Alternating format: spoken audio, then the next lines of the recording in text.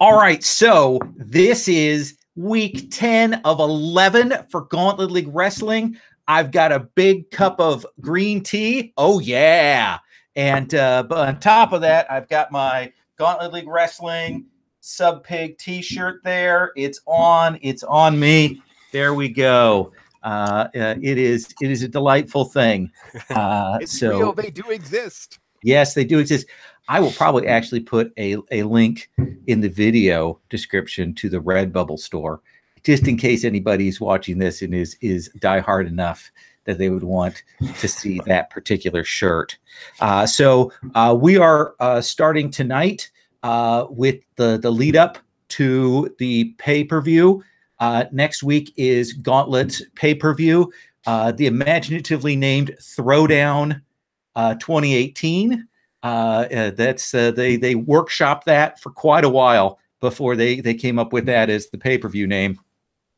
So that's the one that they're going to be working with. So what we're going to do tonight is we've got some backstage logistics to do. We've got to check in with a returning champion. And then we'll do the over move, and then we'll check in on some other stuff. So there we go. So Tyler, how would you like to do this with Mad Dog and Kraken? I'm going to assume Mad Dog is off the table. Yes, Mad Dog, I'm afraid, has taken a major whooping and is probably in the hospital recovering from what Sub Pig did to him. Oh, absolutely. And he did to himself. So how would you like to handle bringing Kraken back in tonight? Well, we did that little tag at the end of last time with Kraken, talking to Wolf's answering machine I want to come home.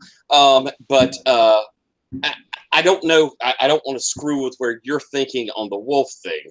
So I would like some way he's able to get back in. One would think, financially speaking, and that they'd want Kraken back.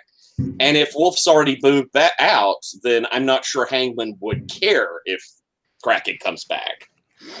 I don't know on that, though. No, actually, how about this? How about I give you a run-in entrance in the first match? We essentially set that up, and then we give you a match then later on in the show, in the lead up to the pay-per-view. Does that sound cool? That sounds excellent. Okay, and that is my plan for that. So let us go to the Punk Princess, Tina Rassel, who is going to make our over move. So Tina, you are going to roll look. With that, the look is 0. So, all right, that is an 8. Okay. Choose whether you add or replace a promotion tag, or pick one. Demand to be granted any match. Call out anyone on the roster and explain themselves and gain a heat or gain a momentum. So, here's what I have been thinking about all week. Okay. Here's what I'd like to do. This might actually throw a wrench in your plans, guys. But here's story-wise, here's what I want to do. Tina comes out at the beginning of the match, or at the beginning of the card, playing her music. She's got the portable mic. She's going to do the whole, cut a promo in the ring thing. And she comes out, blah, blah, blah, Path of Hardcore. She's got a brace in her arm from where Clara broke her arm last week. And then she's going to talk about, but there's somebody here in Gauntlet League Wrestling that I obviously have a problem with, and obviously has a problem with me. No matter what I do, I can't get rid of this guy. We always run into each other. And the audience the audience definitely gets where she's going with this. It starts chanting, "Sub Pig, Sub Pig." And if he's got any guts, he's going to come out right now. And what I imagine happening is that's when we hear the Kraken's roar. And the Kraken comes out instead, maybe cuts a brief promo, and then if Sub Pig, if Sub Pig, you're into it, then Sub Pig comes out, because what I want to do mechanics wise is set something up so that they can fight each other. tonight, or I mean, right now we know that Subpig and Kraken is probably going to be the big thing for the pay-per-view as it stands right now. So what's the match that you want to be granted? So the match I want to be granted is, well, what I want to do is call someone out to explain themselves and gain +1 heat. Okay, and who do you want that heat with? And I actually want to get that heat with the Kraken because I've already got 4 heat with Subpig. Okay.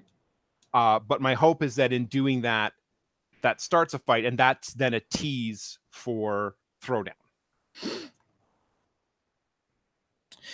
Are you cool if I give you that moment for that heat after we bring Kraken on stage after that first segment? Yep. Absolutely. Okay. So we're going to pencil that in as after that segment when you see Kraken has arrived, and we can have you do that, gain that heat, and then if we want to do a move on that, we can do that. Does that seem cool? That sounds perfect. Let's do it that way. Okay. So we're going to do it that way, and so you can go ahead and add 1 heat with Kraken, and Kraken is a heel, so you also start with 1 heat because of that, or rather, he's a celebrity. He's our only real heel left, since Mad Dog's in the hospital. So fortunately, there's a lot of him. Yeah, there is. Let me grab my roll for your party. Okay, copy that. Do that. Let's do. I want to go around and get backstage bits from people. Maybe we'll see what people have been thinking about and how they want to frame those bits. Let's start with Clara. Okay. So I'm standing outside the company doctor's office, visibly fuming, shaking slightly, holding a piece of paper in my hand, and storm off down the corridor towards the locker room. I think. Sorry, is this set up from week previously, or is this backstage? I assume we're backstage. Are we? Okay. So is this on or off camera? This is off camera. Okay. So I storm into the communal area in the locker room. Bump into Robbie. Fucking stupid goddamn doctors. What? And she'll pick up something and throw it against the wall, and the pill case that she had breaks against the wall and is very clearly empty. Is everything all right with your father? What's going on? No, Dad's fine. The company's come through. I've got my own problems. Oh. I mean, what is it? Is it? I mean, I know this Hangman guy is. I don't even. But what's wrong? They cut me off, and she sits down and puts her head in her hands, and she's very visibly shaken.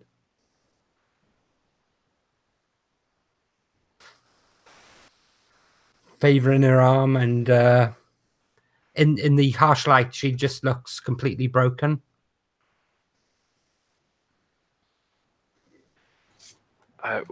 What do you need, Clara? I've been using meds to get through the matches. You've seen the sort of shit we've been pulling off the last few weeks. That cage match. I damn near tore my knee out when I came down with that stomp at the end. I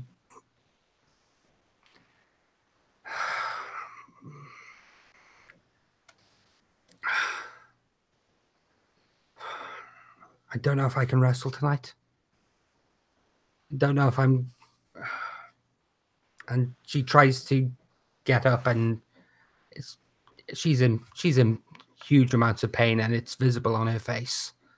And Robbie will come over and like scoop an arm up around under hers and like help her stand up. Be like, no, it's all right. Look, I've been telling you for weeks. You need to just, if you just focused on, Gauntlet League, if you just focused on the Bleakwood stuff, that would get you more camera time, that would get your pay bump up. You need to, these MMA matches, these side matches, they're distracting you, and it's obviously not good for you. But come on, no. Look, I've still got like half a bottle from where you helped me out the other week. It's I feel fine. I don't need it. It's fine. But look, you need to focus. You need to just drop that other side stuff. It's not getting you anywhere. And look, I've talked to you about going on camera on the show. I really think you could bring it in the up close things. You don't need the physical stuff to do what you need to do. You can find another sort of audience. I don't know. This business is all I've ever known. I mean, Dad never wanted me to go into this business. It was his son's game. It's not something for women to do.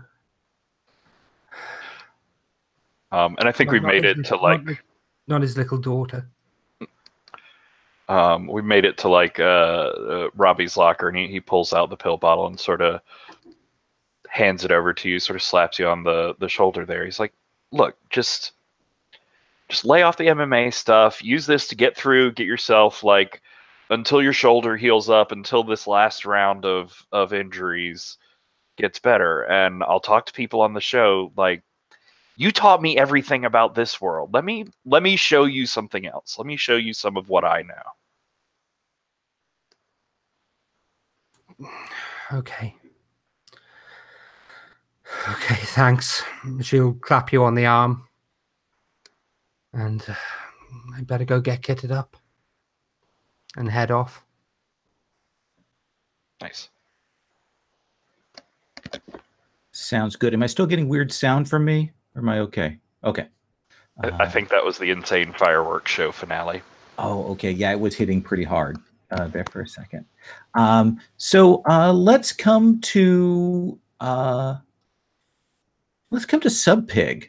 Subpig, do you have anything you want to do backstage to set up for the show? Yeah. Backstage, I guess he looked for Kraken. And if he's around, I assume it's not. I assume they're not working the boys, right? Like this is not meant to be a surprise backstage.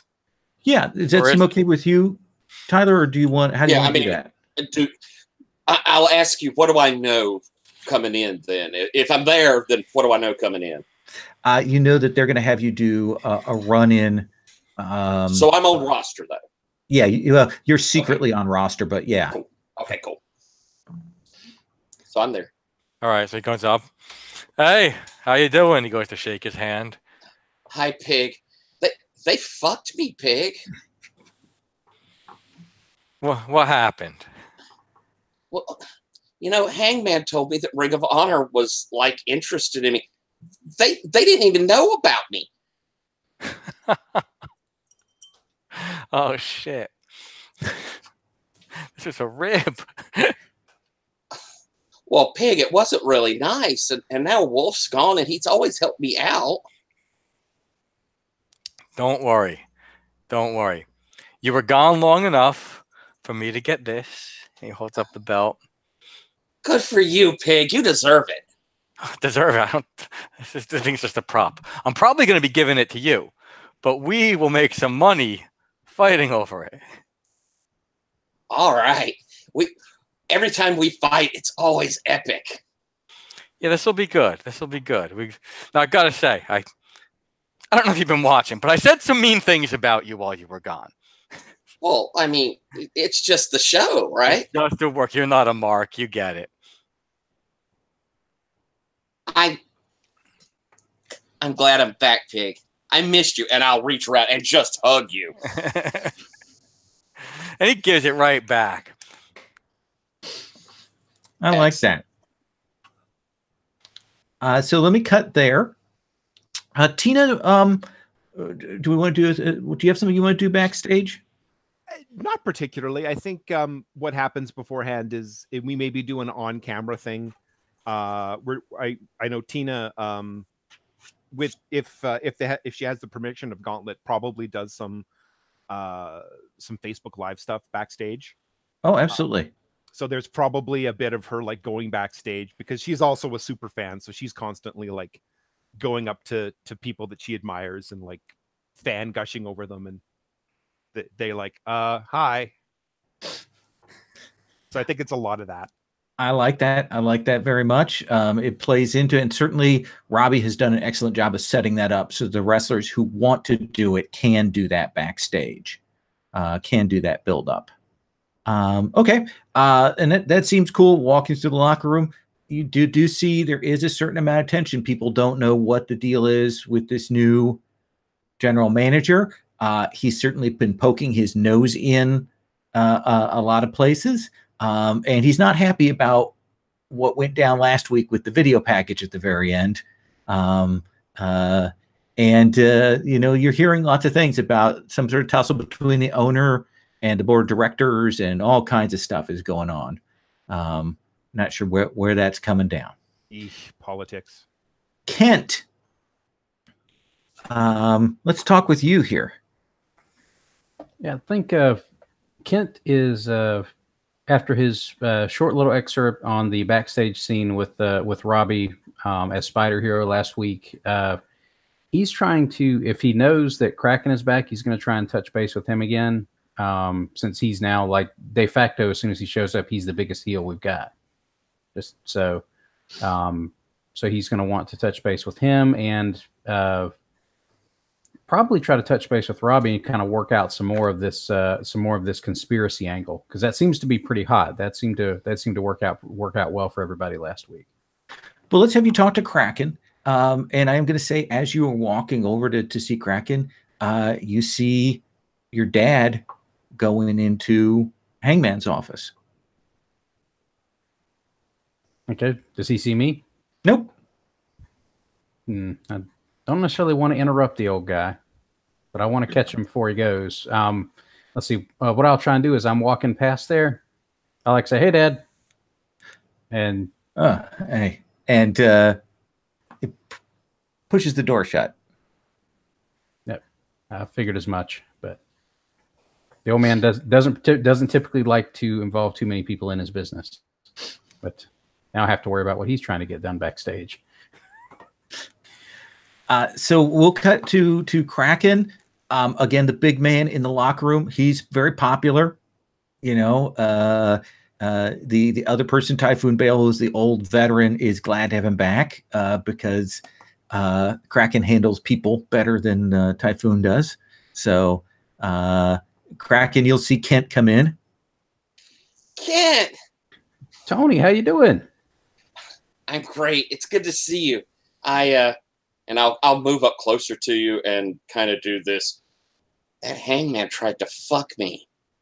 I didn't know what happened. I asked Wolf about what had gone on, and he just said you took vacation time.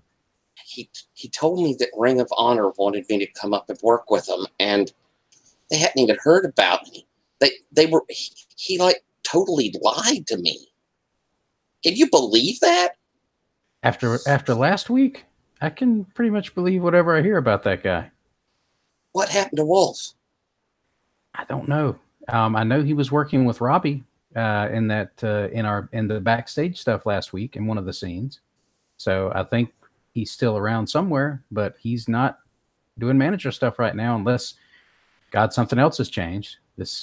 I'll have to talk to Robbie.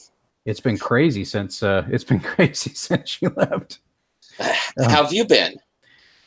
So far, so good. I thought for a minute the whole Monster Hunter thing was going to fall down around my ears, since everybody had sort of jumped onto different rails, but we were able to kind of keep it rolling with this conspiracy idea that Robbie's got going, and that seems to be pretty hot.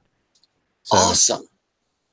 But whew, man, that was rough. I'm glad you're back, man. We need the heat right now. Well, I'm glad to be back, Kent. I missed all of y'all. We missed you too, man. It's good to have you back around. He claps you on the shoulder. I got to go find Robbie and see what we can work out about this next backstage thing. As you clap him on the shoulder, he probably will lean in and give you the big hug. Okay. Kent's feet will probably dangle a little bit after that big hug because Kent's like 6'5", but he's not 7'4". Do you want to talk to Robbie now, or do we just assume that you make those plans with him? We can probably do the first scene first, and then maybe can have the secondary scene after the first match and vignette. It can be touching base with Robbie. Then let's cut to Robbie. Last but not least. Well, actually, if it's okay with you, Chris, I had sort of an idea for an on-screen thing. If you want to go into that. Sure. So yeah, I imagine like it's the Spider Hero cave set, but it's actually the big nice one. It's a way where he shoots for his show because he didn't want to do this shoot at Gauntlet League. Can we say it looks vaguely like the Amazing Spider Friends hang out in their apartment from that cartoon? Like it looks like all the furniture had flipped over into the computers. Yes, and we get like the opening shot of like the couch flipping over and a giant TV computer sort of coming up from it. Yes. And I think it's the two of us and Widow and Wolf. Widow's like, so I didn't watch the web series. Am I still captured or not? No. We broke. Remember when we broke you out of that? It was heroic. Oh, gosh! Then you see her realize she's on camera. Oh, thanks for breaking me out, guys. Yeah, it was such horrible odds we had to go against. Kent. They brainwashed me, and I don't remember who kidnapped me. That's an unexpected storyline element to throw in at just this moment. You've got to focus. It's good to have you back, Widow. I'm glad we were able to get you, but we've got to focus. We've got more waves coming at us this week. We don't know we still don't know exactly who is on one side and who's on the other. The only one we know for sure is on management side right now seems to be Venomous. He's the only lock we've got. He's the only one that's acted directly on their behalf. And I think Robbie's like over at the computer screen. He hits the boop, boop, boop, boop. And it brings up the sort of layout of uninfected people from last week, except now on the right, there's a very detailed map layout of like, there's Hangman and Venomous, and then above them is Jeffrey Bleakwood, and then above them are like 4 or 5 sort of blank boxes with question marks that says Cestus Group, and above that is like a bigger question mark that says the owner. It's very detailed. And so what's the plan, Robbie? This kind of thing is more your department. I can hit things really hard and fast, but I'm not the guy to figure out a conspiracy. Look, we've got to work our way up the chain. We have to find out more information about who's behind Gauntlet League Wrestling. They've managed to hide themselves in the shadows, cloaked in mystery and secrecy and conspiracy for years, but we can bring them out. We can show them to the public and make them account for their sins and bad business decisions and horrible costuming choices. Flips through a couple of bad costuming choices from the 90s in Gauntlet League Wrestling. Yes, but definitely swipe left on those. Oof, no good.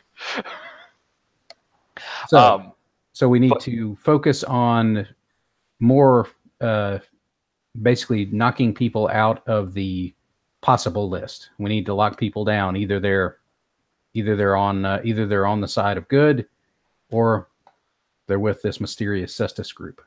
Exactly.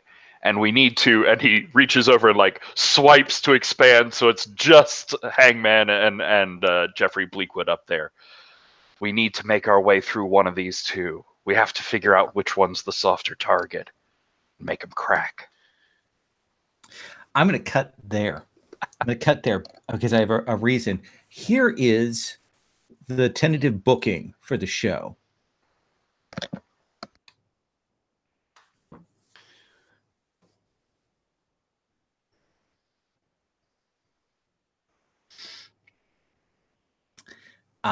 Any questions? How do you think we frame then this confrontation as the show opens? How do we frame that confrontation between Robbie and Hangman? Do you call him out, or is he out in the middle talking before you get there and you come down to interrupt him? And is Kraken here like his creature, his sort of like I'm going to let Kraken decide. Oh, I hope that's not what it cost me to get back in here, because I really don't like it. I'm literally going to let Kraken decide how he comes in when he comes in. Okay, cool. Okay, so Tyler, you think about that. So yeah, I think then I'm doing like a sneaky break-in to Hangman's office. It's dark, and I'm going through secret files, and then I think he like busts in. We have a confrontation there, and then it moves from like backstage into the ring, sort of thing. Oh, how about this? Okay. Let me modify that a little. We get the footage of you in the office, of you breaking in, and then as you're gathering those things together, a view screen pops up. We see the television come, and we see a shot of Hangman in the ring, and he's like, "Mr. Reyes, thought you were an employee of the company. Oh, or should I just call you Spider Hero?" Spider Hero does a big turn around to the camera, like, no. If you have some business with me, why don't you come down to my real office? And he'll put down the microphone. Sorry. So how do you want to do that? So I think he'll like rip off the trench coat and fedora that he was wearing to hide his identity here in this darkened office, and go sort of racing out into the hallway. And I think we get like a cut where, you know, the backstage physical layout of Gauntlet League Wrestling changes constantly, like from moment to moment. There's no continuity, so it's just like he goes through a door and then he's coming in from the like zip line up in the rafters to come feet first, sort of landing in the ring to do his 3-point hero crouch and rise up against Hangman there. And you get the opportunity. Do you want to cut a promo here? Yeah. Okay. So tell me what you say when you land. He's staying there. You see, he's got still his jacket on, and he's got a tie, but his tie is a noose. You know, it's got the wraps and a little string down there, and he is waiting there for you. He's a big guy.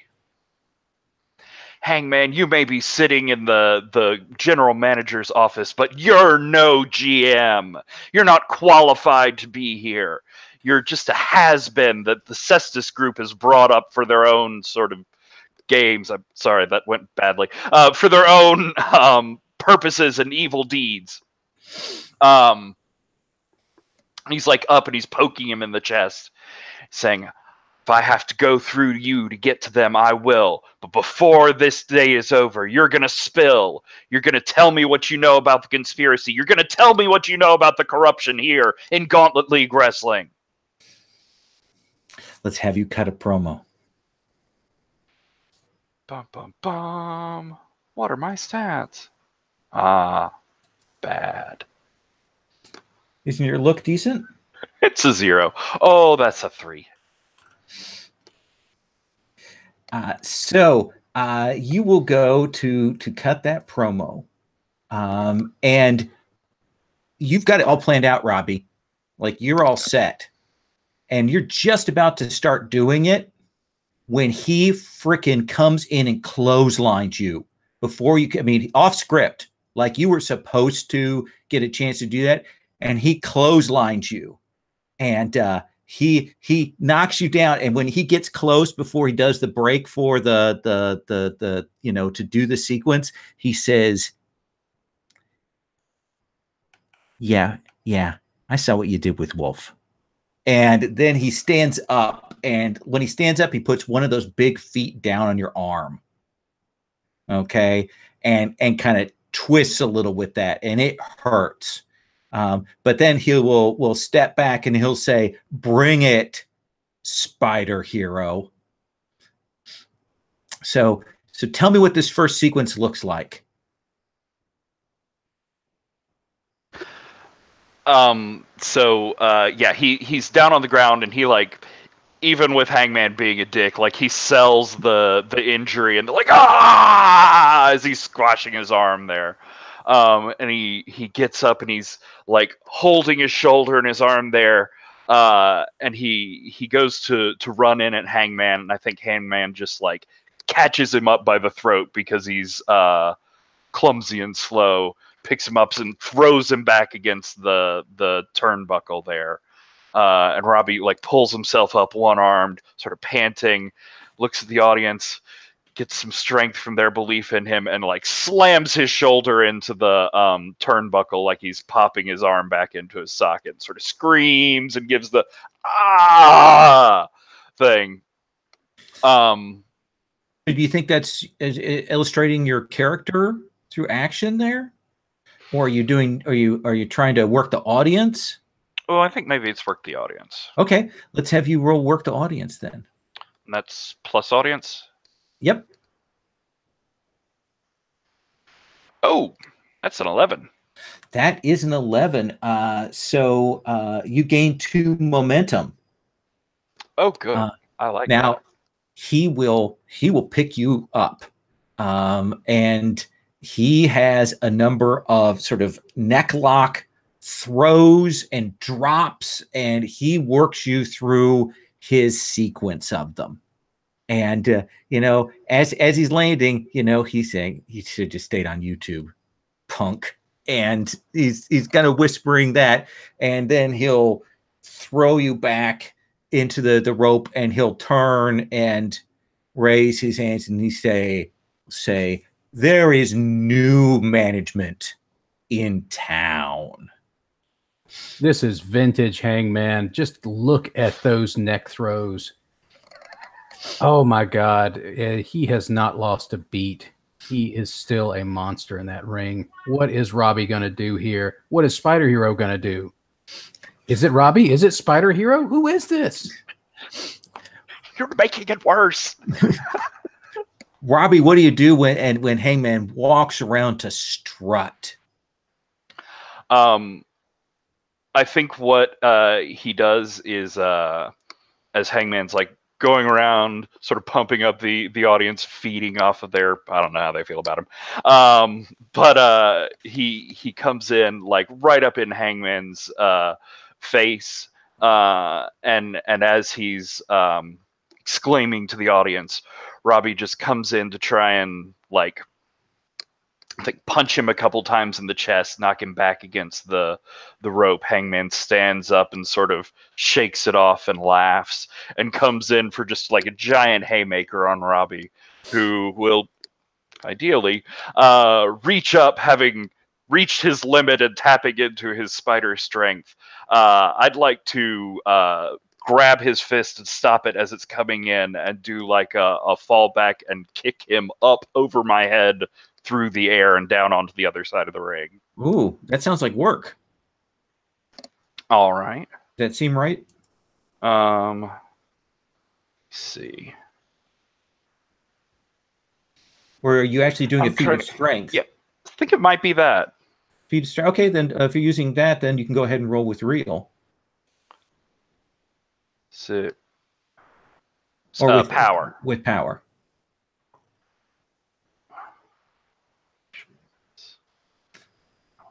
There. That's a 6, but I'll spend 1 for a 7. Okay. So you gain a momentum, and I think that you're going to mark an injury. Oh, that shoulder. It's too soon. Yeah. And Hangman's not playing by the rules here. Legit. So he will do that, and he takes the fall, and he kind of sells it a little bit before he gets back up, and starts coming at you again. Now, Kraken, I'm going to let you decide when you're going to interrupt. I'm going to let you give me that high sign here, because otherwise I'm going to beat the shit out of Robbie. Well, I was going to let Robbie get one more. Let's see it. Robbie, what do you want to do? So it's Hangman is just way more dangerous than I ever could have imagined. So Robbie's like taking a more careful approach now. He's sort of crouched down and circling around him, and he does some quick like run in and jab at a knee or at the back of his shoulder or something, and he'll escape him, run under his arms, or bounce off the rope back and forth in a couple of formations before he will come running at Hangman again, and instead of ducking under his arms like he has the last couple of times, he actually grabs his shoulder and bicep as Hangman is like reaching in for him, and swings up over his shoulder to his back, grabbing the noose with him and sort of pulling it to flip him over his shoulder like that. Ooh, nice. Let me ask you a question here. Are you working stiff on him? Oh, hell yeah. Okay, then let's have you roll real. I am not sub pig. This is not how you treat me. That's an 11. That is an 11. Well, under work real stiff, you really lay them out. You get to pick 2 from the 7 to 9 list on work real stiff. The Spider Hero is making the Hangman pay for wearing that noose to the ring. The Hangman may actually have hung himself. Oh, nice. That's easy. It's I injure him and he loses 1 audience. Okay, yeah. He does not look good. Tell me what is it that makes him look like a fool?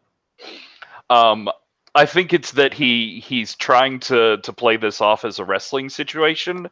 So he like bounces back up to his feet immediately to start to grab the mic and start like yelling at me about how my power is nothing. But he's like choking and his voice is squeaking and coming out raspy, and he like legit can't talk for a minute. Oh yeah, he looks pained there. That sounds like a good point for Kraken to come running in. Kraken. If I may, I think Hangman's up there and he's choking, and he's trying to, he looks like he's mad. And I think we got a couple of the backstage guys who are wheeling down. It's this mock-up of like a gallows. It's got the base underneath it and the gallows. And they're rolling it down, and the fans are kind of going nuts for it. And as it gets down to ringside, ripping out from inside of it and toppling over the gallows comes Kraken. Perfect. Do you want to do this as a run-in roll and see what happens? I suppose we should. Okay. Oops, I'm a silly person and have not brought up my roll for your party. So give me 2 seconds and I'll have that up. It's on here on the thing. But there we go. All right. Let's see. So run in is off of Heat. And I at least a +1. Maybe. Okay. I'm gonna go with, I guess I'm running in at Robbie, but I'm really running in at them both. Well, let's do Heat 2. Okay. Well, I rolled a 9. That gives me an 11. Okay. So it's a hot angle.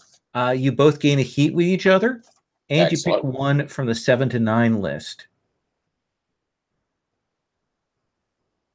Actually, if you want, I'm willing to put this one over if you want to. I'm at 11. Yeah, he's at 11 anyway. Okay. Yeah. I think I'm going to go with that's going to get a DQ for Hangman. Okay, so Hangman gets disqualified? Yeah. Okay. So tell me what that looks like. All right. So I come in and I'm going to, we've got Hangman kind of choking and Robbie right in front of him. And I bust out of that. They both look at me. I reach up and pull myself up, step over that top rope. Andre's not here to kick my ass for doing that now. And I'm going to come just level across and big double clothesline on them both. Well, I've got to make it a DQ for Robbie, don't I? So I think I'm going to clothesline Robbie and turn to look at Hangman. I think that's what it's going to be. Okay. So the bell will ring. The ref will call that. We'll break that up. Even as Hangman is still trying to catch his breath, Robbie, and looking at you and kind of stumbling over, and he is like clearly he actually got the knots a little tighter than he wanted to, and he's trying to get that undone. If I may, I'd like to break kayfabe here a moment. Ooh. I'm intrigued. I see Hangman kind of stalking, and I'm giving him the eye. Tony's going to walk over there and going to put the choke on him, lift him up, and we're going to hear Tony from the ring speak, which we don't hear much. No mic. He's just loud enough to yell it. You thought you could get rid of the Kraken? The Kraken will not be denied. These people want to see me, and you will not stop it. And I think he's trying to, let these folks know that Hangman hung him out to dry. Yep. Let's have you roll real. I would like to suggest that I'm using my physical power to intimidate him, which allows me to use power due to my move if I use my physical presence in a lean into it. Work it, Tyler. Work it. Excellent. All right. Roll. Oh God, I needed it. That's a 3, takes me up to a 6. I will spend a momentum to get it up to a 7. Okay, you get 2 momentum. Unless somebody wants to put me over. I can do that. Good God, Kraken's back, and he's not taking any prisoners. The new management doesn't know how to handle this, people. This is going to be a madhouse. And I think that you get +1 audience from that. Mm-hmm. I think because Robbie doesn't get the finisher, but because of the DQ, but does see that, I think, Robbie, you're going to walk away with an audience from this as well. Cool. But I think that you can see Hangman is freaking furious. I ain't scared. Yeah, well, he's a little scared, but he's angry too. Awesome. So you will put did you drop him? How do you end this? I think I've got him up, and I'm looking him directly in the eye once this is over, so he knows what could happen to him. And I just shove him back to the turnbuckle, turn around, and put my back straight to him as I walk out. Perfect. Yes. I was just going to say, because I have a move I want to fire off in there. As you are walking across the ring and you've just done your badass thing, and you came in and you laid out Spider Hero and built up some good heat, and he's supposed to be injured and out of it. He sort of forgets because I think Hangman's been keeping things from him backstage, so he didn't even know Kraken was coming back.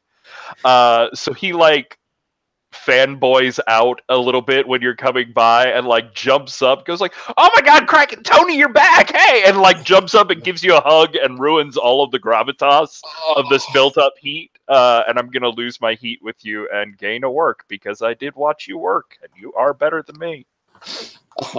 And Lowell, can I roll my legend move for Yeah. first time seen in the episode? That's what we do. All right. Rolling that, and check to see what I'm rolling with real quick. Gosh, so many papers. Audience, fantastic.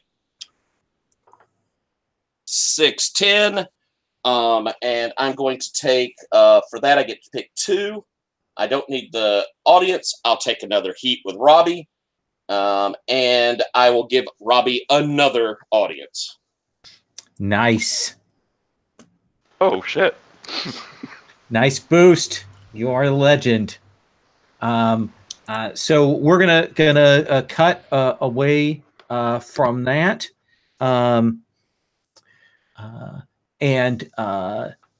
So let's come backstage.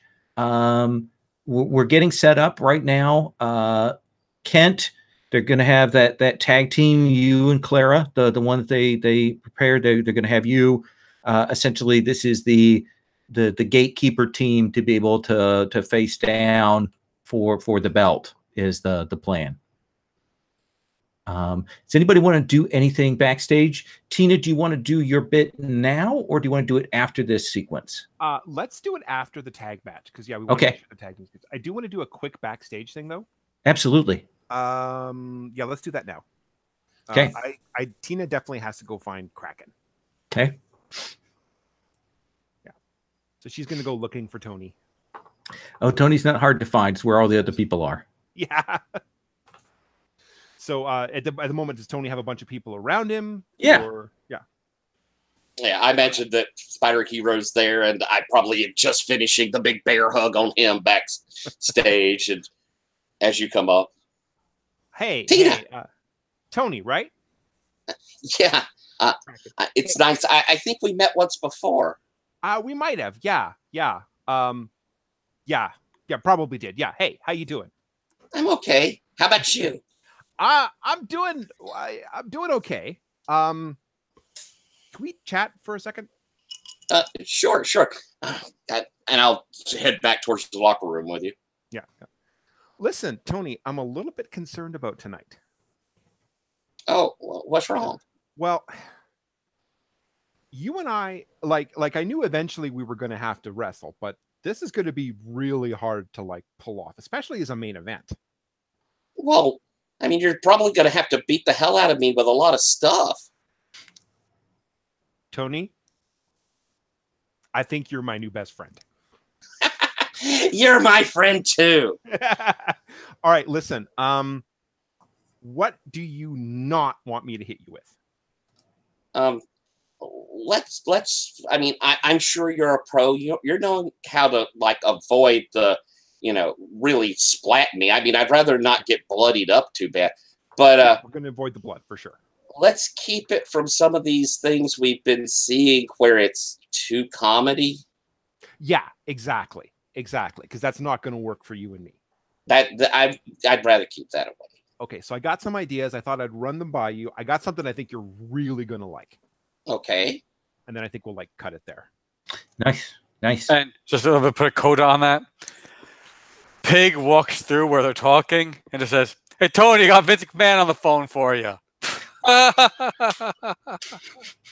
Pig. Nice bit. So Kent, you want to track down Sub Pig, huh?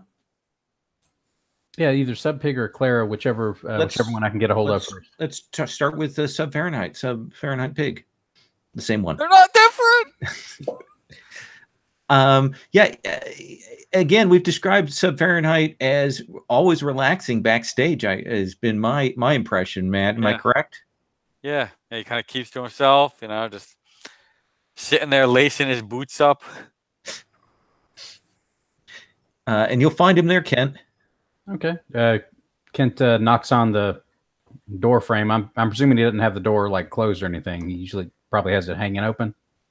Yeah, I would think so. I mean, this is a small federation. Okay. Kent raps on the door frame.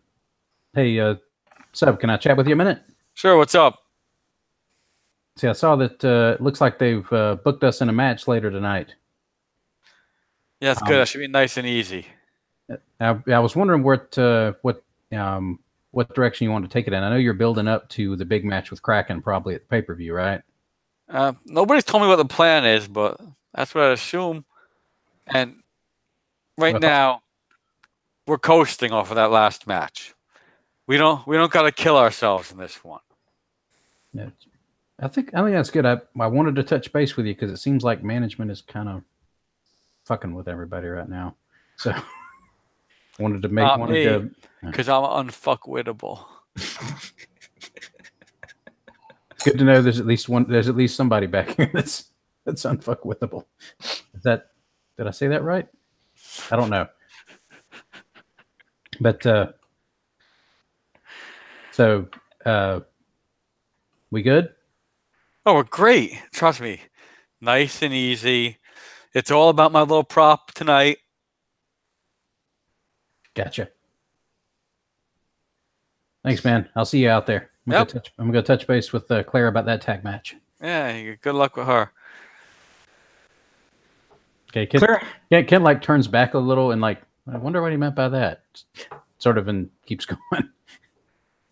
Claire, how are you doing when Kent finds you? I'm looking much improved. The tiredness doesn't seem to be there. The shakes have gone.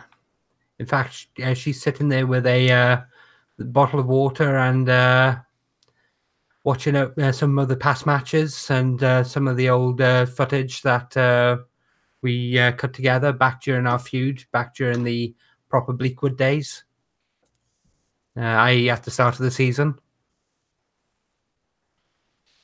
Kent, you'll find her there. Okay. Again, follows his protocol. He's knocking on the door frame if the door's open, knocking on the door if it's closed. Hey, Kent, come in. Hey, Clara. How much? I'm just going over some of the old footage of us. Okay. Hey, how are you doing after that big cage match last week? You guys really laid it on the line out there. Oh, I'm aching. Yeah, well, you know what I mean. You know what I mean. Yeah. So with the tag match tonight, you want me to kind of take most of the hits and you be the big save? Oh, do I look like a slacker? Do I look like a slacker? You're not a slacker. I know that, but I don't want to put you through the ringer 2 weeks in a row, man. This is not something I want to, because you got to be ready for the pay-per-view too. I don't want to hit you with have you working that hard 2 weeks in a row. Nobody needs to be doing that. That's crazy. You want this one? You want to carry this one? I'll do my best. Then fine, you can have that. And I'll take the beating, and then you come in for the big save. How does that sound? Sounds good. I keep looking at the old Bleakwood stuff. I'm like, that was some good stuff. Yeah, I don't miss the costume. That face paint had to be hell. How long did it take you to put that stuff on? It wasn't the face paint that was the problem. It was the bodice. It just, it was designed by a man. Well. And no pockets. That seems to be a chronic thing with just about all wrestling attire too, except for like those combat pants everybody seems to want to wear on the indie circuit now. Oh, by the way, have we settled on a theme? Have we actually settled on a name? I'm not sure that we kind of had that hit, and then we had that week where everything just went crazy, and I was out last week, so we didn't really have a chance to work something up. You got any ideas? Like I got the monster hunting thing, but I don't know that needs to necessarily bleed into the theme of this. We're both second generation, right? Yeah.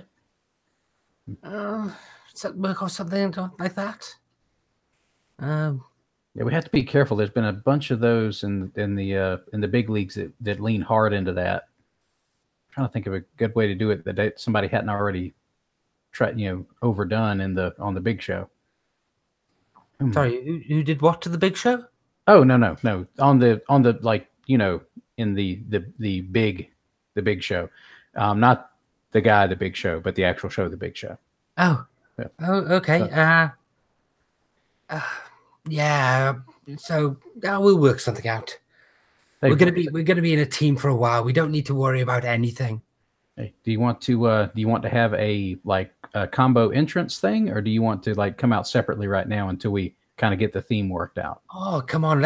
If we're doing this, we've got to do this. But I think we need to have that little bit of tension. Like, you don't trust me. I think it's still early enough in the team to make that work. Like, to kind of, especially with all the conspiracy stuff that we've got going with Robbie too. Like, because we're not supposed to trust anybody now on camera. That's the thing. That's the thing right now. I think we should work that into the match somewhere, so that there's that point where it looks like I'm going to turn my back on you. Oh, that would be so good. Or maybe a couple of times when I should make the tag, but I'm hesitant to make the tag. Yeah. Okay. Brilliant. Okay. Are we ready? I think we're cool. and let's get going. Yeah, Ken will chuckle along with you, and then you can like see he's a little bit weirded out when he looks away a little bit because he's not used to Clara laughing that much. All right. So I want to cut to you guys describing your entrance before the reveal of your opponents. So tell me what this combined entrance is going to look like. Chris, do you have any ideas? I think it's going to start with Clarabelle's sort of intro, and we start to get into that, and then you hear the wolf howl hits, and then you go into some sort of amalgamation of like both of our newer theme musics. Like somebody cut a sample track that sort of samples both of them in, and maybe a video package that sort of has a bunch of flashbacks to not only us in our previous encounters, but also like maybe the old footage of the parents in there, because I'm sort of highlight this second generation thing. What do you think? Yeah, I'm good with that. I like that. So are you guys good with doing work the audience? Oh yeah. Chris, Okay. do you want to do that? I'll give it a shot. Okay. Let's see. And if I remember right, that's plus look, correct? It work the audience is plus audience. Oh, well, that's even better than look. So okay. Oh, wait a second. I didn't do that right. Dagnabbit. Let's see. I think it created the 2 new dice there. I think that was that's a 4 plus my audience of 3 gives me a 7. Okay. So you can gain a momentum or take control of the match. You want the momentum. Yeah, definitely. Always the momentum. Okay. And do you want to also work the audience there, Clara? Yeah, I'll work the audience. Just so you're aware, I am coming to the ring high. Figured. So I've marked up the 2 momentum for that. And okay. So you're rolling a reel of 1 then for everything? That's right, yes. Okay. Including this move, and it replaces my audience as well. So that is a 9. A 9. So you can take a bow. Yeah, I'll take momentum. Okay. All right. So you two will hit the ring, get in there, get set. The audience is excited. And then you will hear that familiar music come over the loudspeaker. And, essentially some Creative Commons free version of Immigrant Song hits. And we will see come down the ramp. We will see Eric the Red. And we will also see Capitan X, who was part of the stable, coming down into the ring. And Eric the Red's got the full prop axe. He's playing the full song. He's got the full ensemble thing. And he is up, and he will get in the ring, and he raises raises the axe, waves it around before handing it down, and then ostentatiously taking off his fur-lined parka thing. And Capitan X is up there. And Matt, do you mind being on announce for this? I will take that as long as I can stop sneezing for a moment. Okay. So if I disappear, that's why. But okay. Yes, it is the new breed versus the old guard here tonight in Gauntlet League Wrestling. And Capitan X, you can see, has not used his Grecian formula, so he's got that gray in his beard because he's an old lucha. He's been around a long time, so they are playing that old versus young angle in hotly. Who's your legal wrestler to start? You two. I think we're gonna have Kent start. Okay. Yep. Kent, then you're still a little dumbfounded. Real and not real, when your dad comes at you. Yeah. And he comes at you, and it's like you're back in the gym growing up, with your dad working you over. And he will come in and he will slam into you, and then he will grab you and bring you down, and then lays in a couple of kicks, and then raises his fists up and does a couple of sweet hits on you, before kind of standing back, and he says, "You are no Viking." Kent, match passes to you. Spare the double axe handle, spoil the child. Oh, so good. Okay, I think Kent basically, from the crouching position where he had taken a couple of those axe handle shots, I think Kent shoots up and basically bull rushes Eric into the turnbuckle. Does some sharp shoulder blocks in there, and then while he pushes him back against the turnbuckle after a couple of shoulder blocks soften him up, he says, "I don't need to be a Viking to beat you, old man," as he's screaming that at the audience. Nice. And then he starts laying in with the old school berserker blitz there in the corner. So what do you want to roll that with? That would be look, because that's one of his little legacy callbacks, which I think would work really well. Okay, let's see where that goes. All right, that is a 6 + 2 makes it an 8. Okay, so do you want to hand off control? Not at this stage. I think I want to keep control right now. Right. Yeah, you're hitting into him, and so what happens next? Pummel thy mother and thy father, and your days shall be long in the land.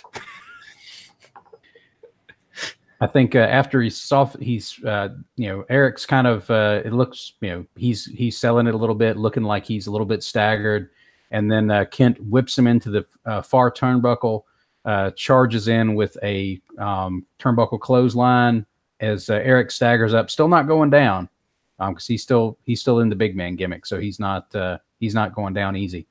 I think Kent basically kicks him in the gut, rebounds off the ropes. Comes in, goes for another clothesline. Eric ducks the clothesline, and then Kent comes off the other turnbuckle. Eric goes for a big clothesline, and I think he hits the big clothesline on Kent. Kent goes down, but then he rolls through it and comes right back up, while the old man looks like he's celebrating it, putting him down. Nice. And when he turns around, then Kent basically starts laying into him with punches. I think that's going to be kind of a work. Yeah, that sounds like work to me. Would somebody please make a tag? This is getting awkward. That would be an 11. Oh, yeah. So you hit that hot, sir.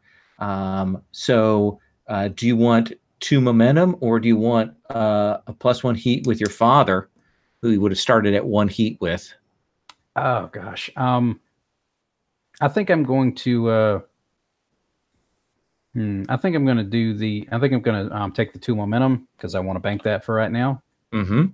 And I still retain control. So I think. I think what I want to do here is and I'm not sure exactly how this would play out. Is Sure. basically I want to trade a couple of shots with the old man and have him stagger back in and kind of make the heel tag after he does an eye rake. Okay. Yeah. So that's perfect. So he will do that. Does the eye rake on you? Tags in Capitan X, and Capitan X is fast, and he gets up on the ropes, and he does a flying tackle onto you. He will come off. He's a high flyer, Lucha, and then he's looking to lock you in, lock you down there. So what happens next?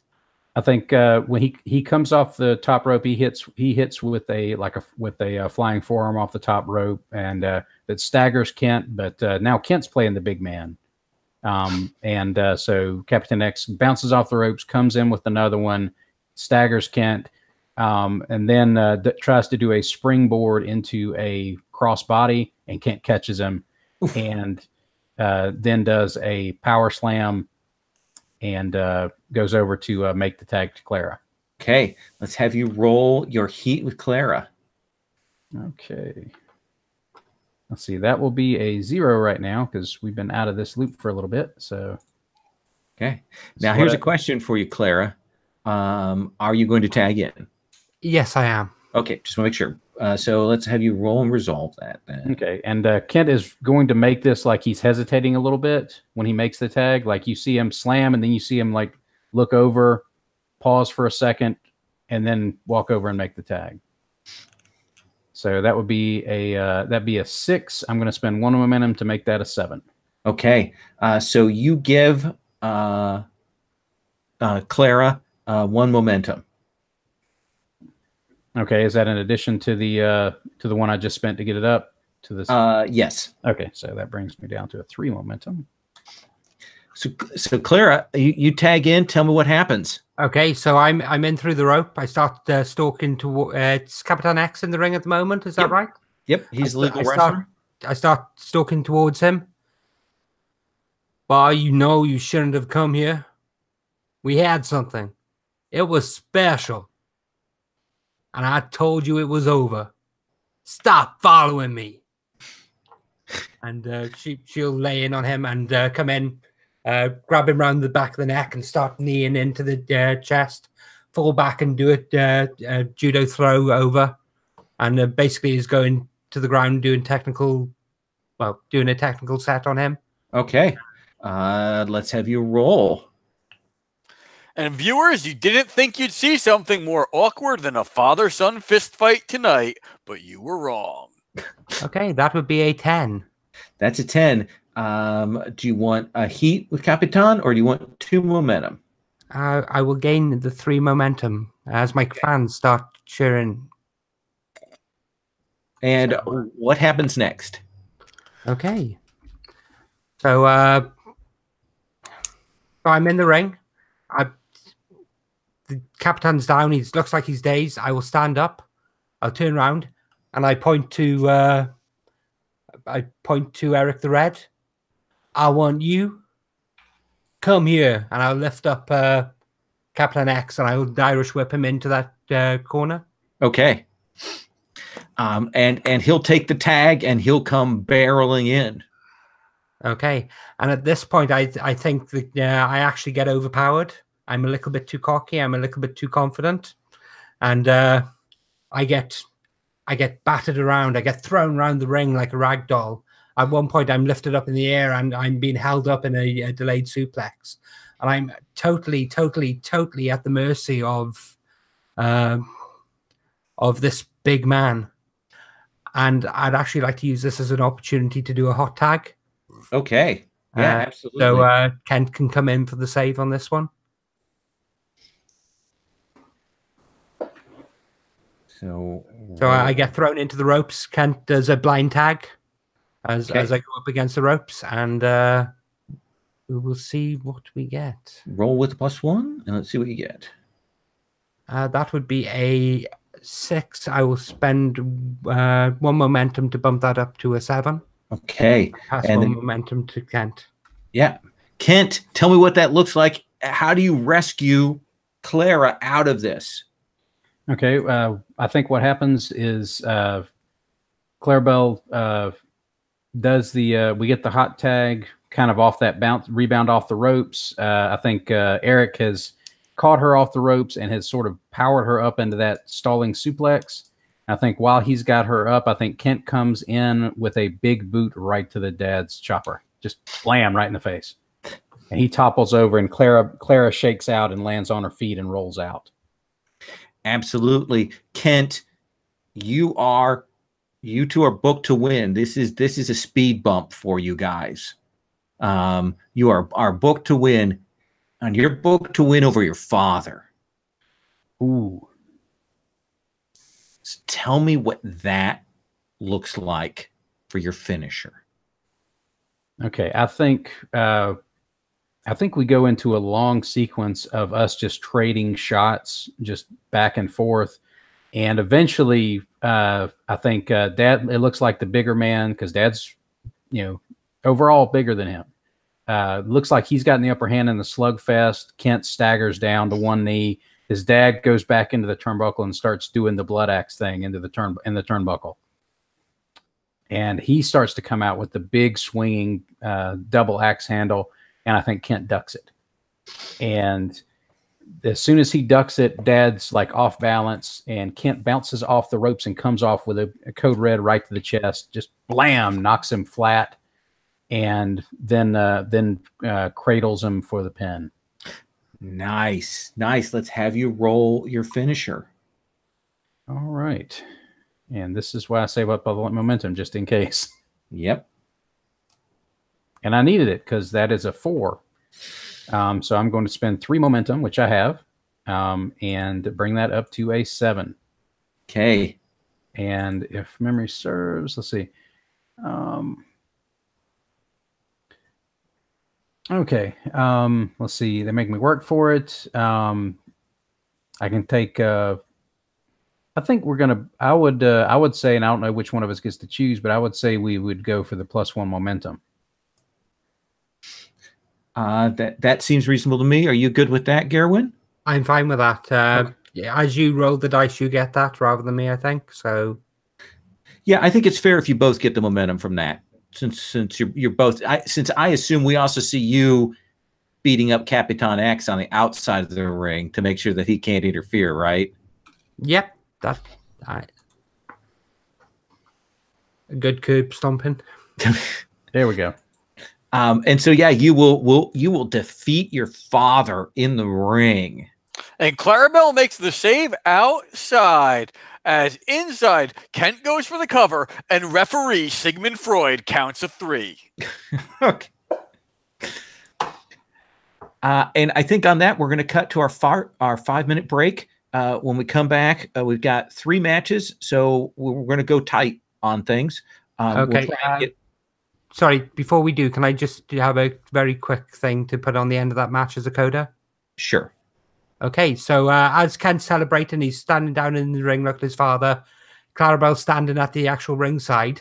Someone stands up in the actual stands behind her, slips a bag over her head, and she gets yanked into the crowd and vanishes. Okay. I like that as a coda. We'll cut to a 5-minute break, and we will come back into the ring, everybody.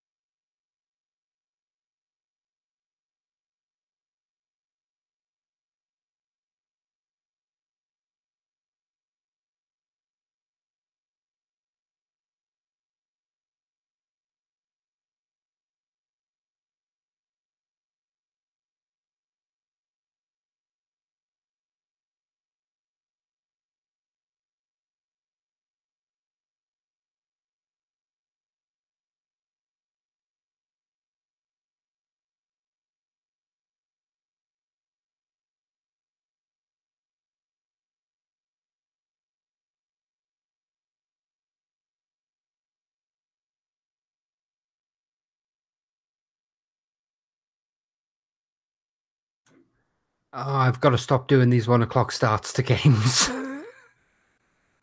I don't know how you do that this consistently, man. I use an awful lot of holidays, and I've got some very good friends in work that swap shifts with me. Oh, It's the only way I can do it. Yeah, it's good that you got that at least, because Yeah, I've stayed up way later than I should the game before, but I can't do that so much now that I'm older.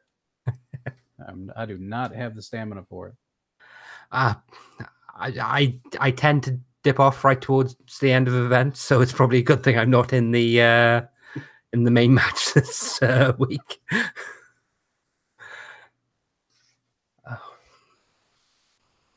Oh, did anyone see the news about the Avatar Netflix series? That looks like it's going to be pretty sweet. Yeah, I mean, they're actually putting some money into it, and some of the original showrunners are coming back. So It does look pretty cool. yeah, I'm a huge fan of the series, and if it'll help me forget the film. Lowell, you've run like 5 elements, haven't you, for it? No, I haven't. I know Gerwin has and Rich has. Oh, okay. I refuse to acknowledge that there was a movie. That did not happen. It's like the fact that they only made one Matrix movie. And that might have been one too many. There was no second Highlander either. Hey, Patrick, I was thinking one thing is if you don't come up with another move that you want to take in place of that thing, feel free to operate with one of your stats one higher. As a placeholder for tonight until we figure something out. Because I definitely want to give you something. So,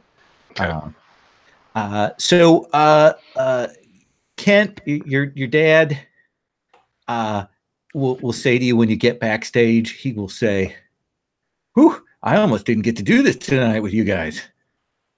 Yeah, well, that was a hell of a surprise. I didn't even have to really put on too much of a shocked face.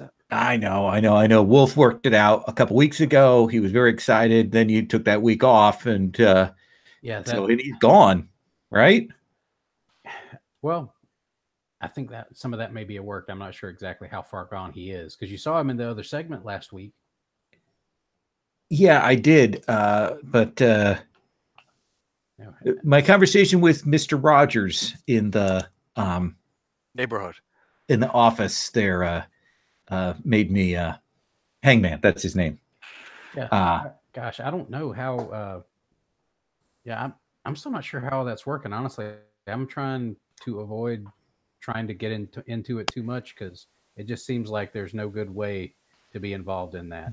He'll lean in and he'll say, "That guy's a scumbag, by the way, son." I got that impression, but I didn't want to actually. Yeah. Didn't want to actually walk face first into anything around here the way things have been going. Yeah, you be real careful. Oh well. Thanks for the match, Dad. That was awesome. That got some good pops. And he goes, "Good. I was glad to be the Viking one last time." Hey, just so you know, there's always people wanting more of the Viking merch. So if you still have some stockpiles of it that you want to move after that match, especially, Son, I've been in this 20 years. My shirts are already on the table. Believe me, I came in with a back seat filled with merch. Yeah, usually when you haul merch around, you ask me to help you pack it. So that's what the surprise was. Tina, let's do your bit, and then I'd like to roll into this a match and do the promos for the and it is the next one is going to be Kent versus Sub Fahrenheit. Okay, so Tina, tell me what your bit's going to look like. So Tina comes out to her music, ladies and gentlemen. She has a brace on the one arm because her arm was broken. She's got the mic. She's going to do an in-ring promo. Can I go ahead and roll my reputation move? Sure. Yeah. Because this is the first time I'm appearing on camera. Oh, 10. Very nice. Nice. You appear on camera for the first time on a 10 plus. They've all heard of you. Gain momentum equal to what you started with the episode with. Excellent. All right. So she comes out and she talks to the audience, and We've seen a lot of strange things tonight. The path of the hardcore takes us to strange places, but tonight we saw the return, with the big return of one of our great champions, somebody who deserves to be recognized, but somebody that I've got an issue with, and I'm going to call him out right now. And the audience thinks I'm calling out Sub Pig, but who actually comes out is Kraken. Okay. And I don't know how comfortable Tony feels talking on mic, but the idea we had is that when Kraken comes out, he basically says, no, I get Sub Pig.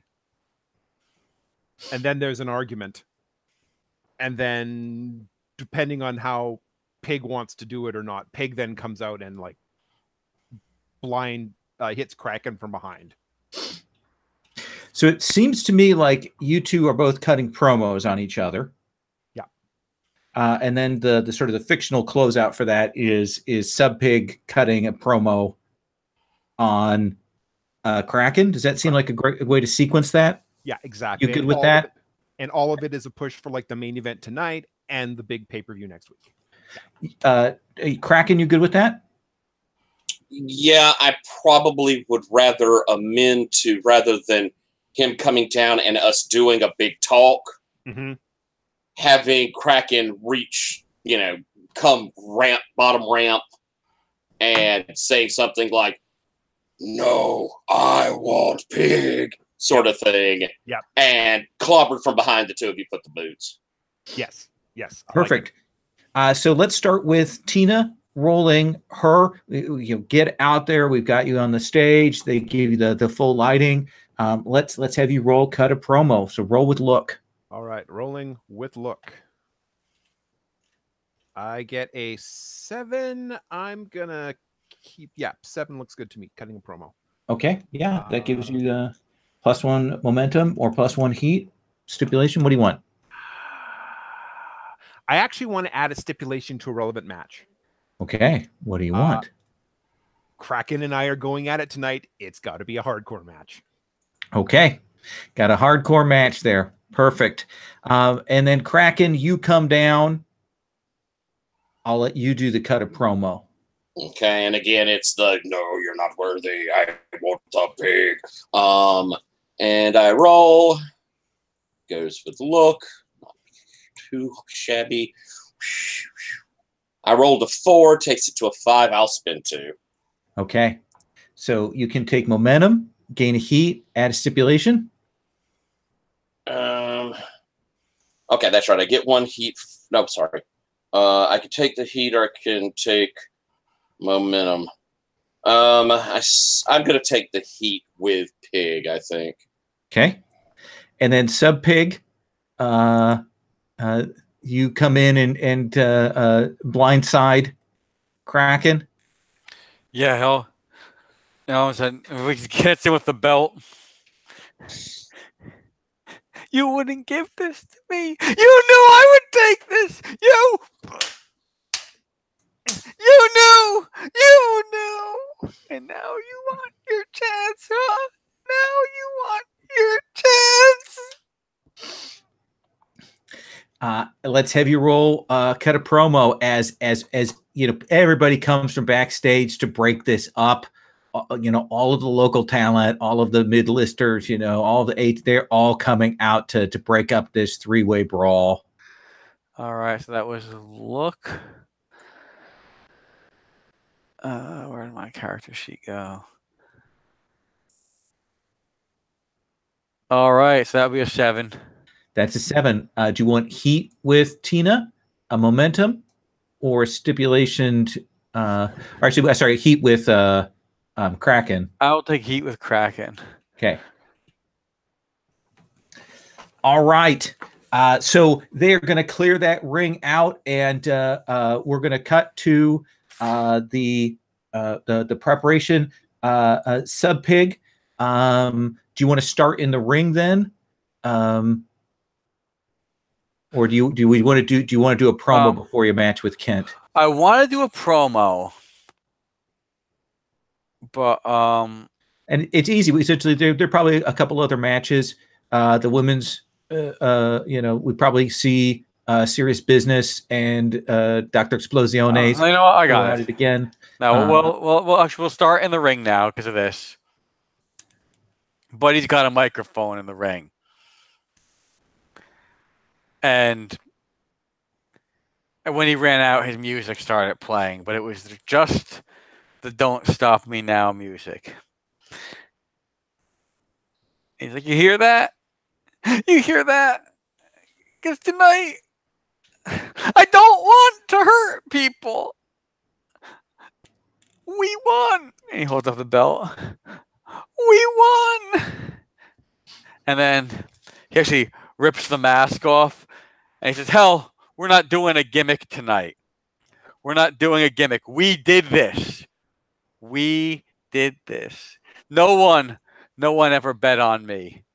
I wasn't a muscle guy. I wasn't a pretty boy.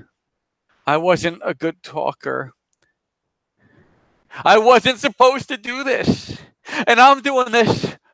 I'm doing this for all the people out there that never had a chance. Nobody bets on them. Nobody thinks they're going to do it, but they come out and they do the work every day. This is for us. And he's really working the audience now. Do you think that's worth the audience, or are you breaking kayfabe? Oh, no, because backstage, he's clearly expressed he doesn't give a shit about the belt, and he just thinks it's a prop. This is complete bullshit. Then let's have you roll work the audience.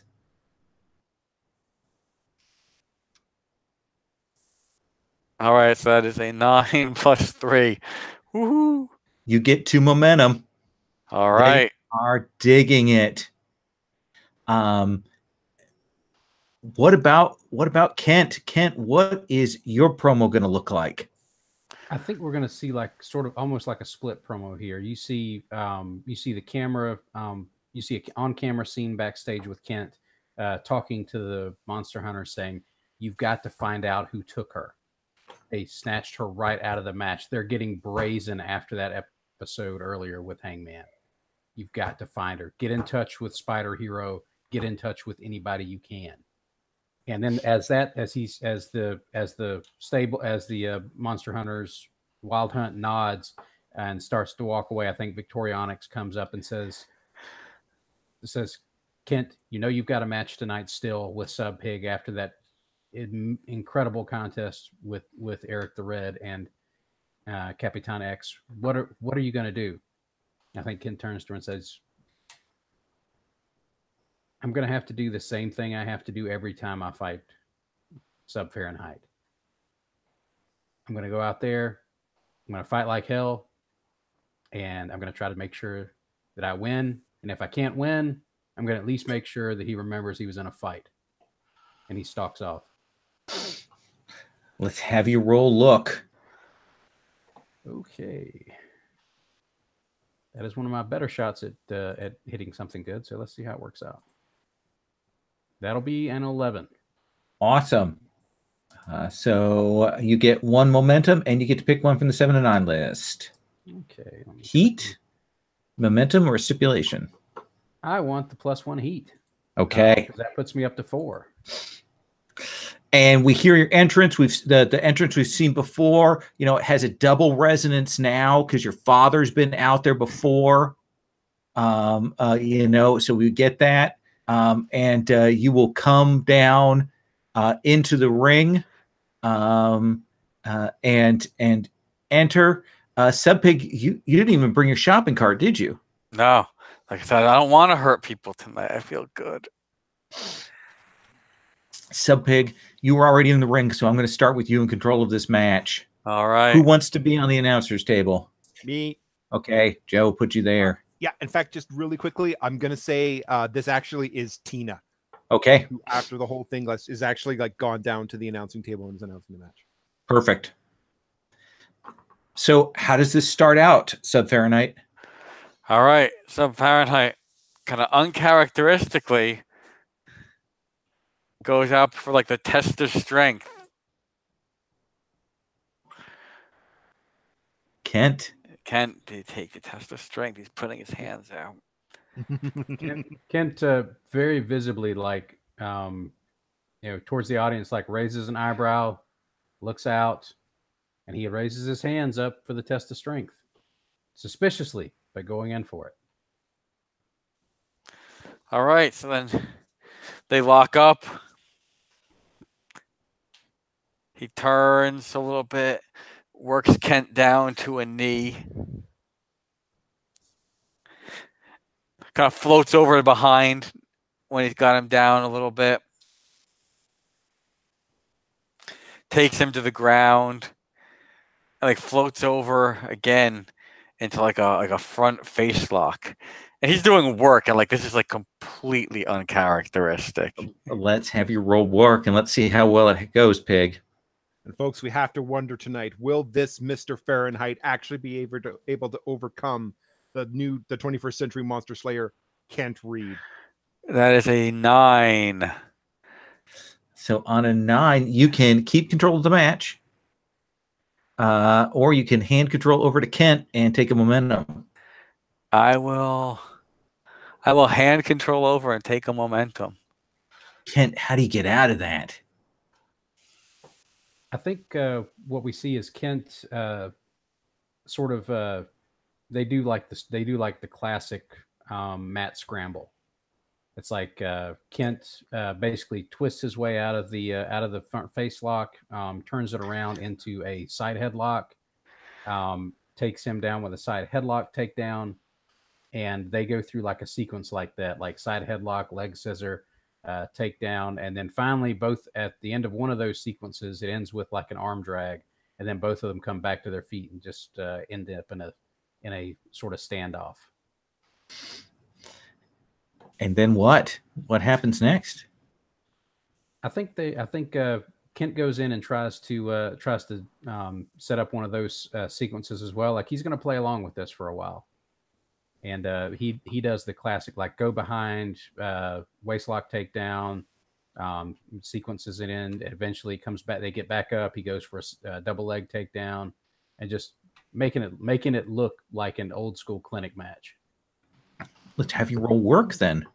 It looks like Kent actually remembers some of those moves I used on him way back in the Southwest Territory days. Let's see. That's a 7 + 1 and 8. 8. Do you want to keep control? You want to hand it off? I think I want to hand it off. I'm going to take the momentum. Okay. Pig. All right. And much like in one of those matches, now it's escalated. And the grapple kind of gets turned around the waist and picked up into a body slam. And as he gets up to his feet, another body slam. And as he gets up, one more body slam. And now, I would say he is working with power doing that. Okay. Let's have you roll. It's easy to forget that Mr. Fahrenheit is deceptively strong. And that is a 7.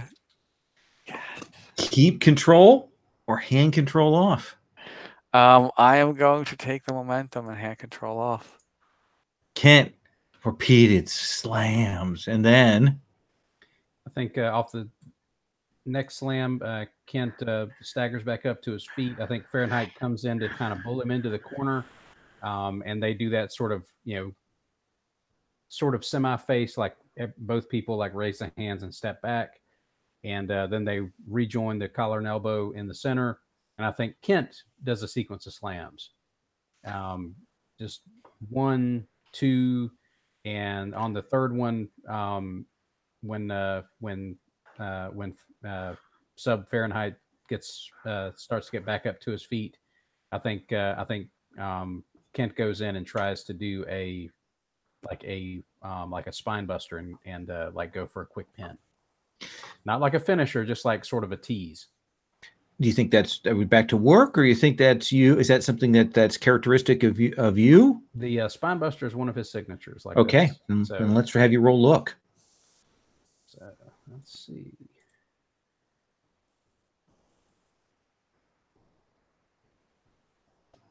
That would be an 11.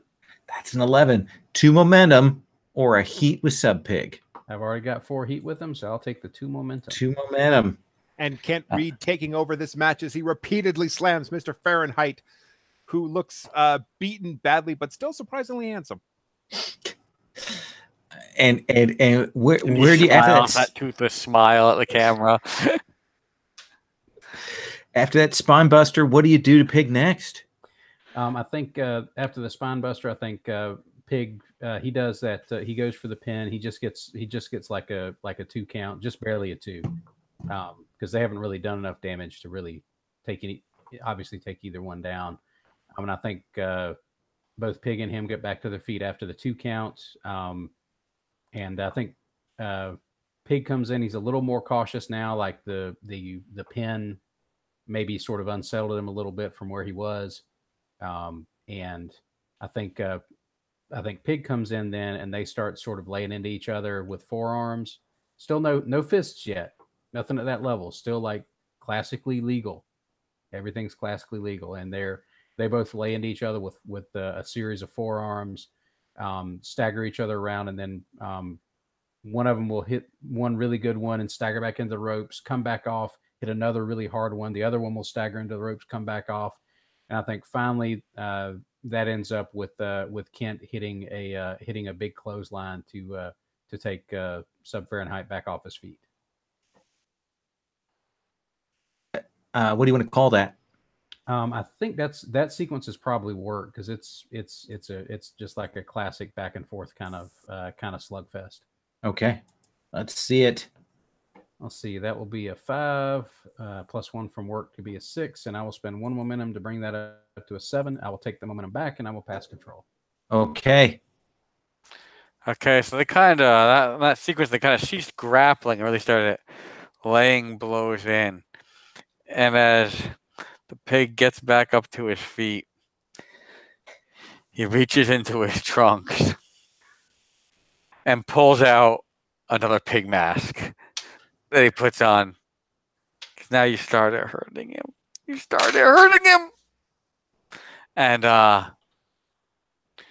he grabs you, gets you in like double underhooks, and begins with like that Al Snow underhook headbutt move where now that he's got your arms trapped, he's just laying in headbutt after headbutt after headbutt. And that, I think, is going to be, is that working real stiff or is that working hardcore? That's a fine distinction. I think it's draw blood, use a weapon, or revel in violence. So I think that's hardcore violence. Okay. So that's with real. My rolls keep holding up for me tonight. Come on, baby. So that's, I'm going to spend the momentum to make that a 7. Okay. So the crowd pops. He's going to take control of the match, but you get to pick one. Someone gets injured, you gain 2 momentum, or you gain a heat. What's my heat right now?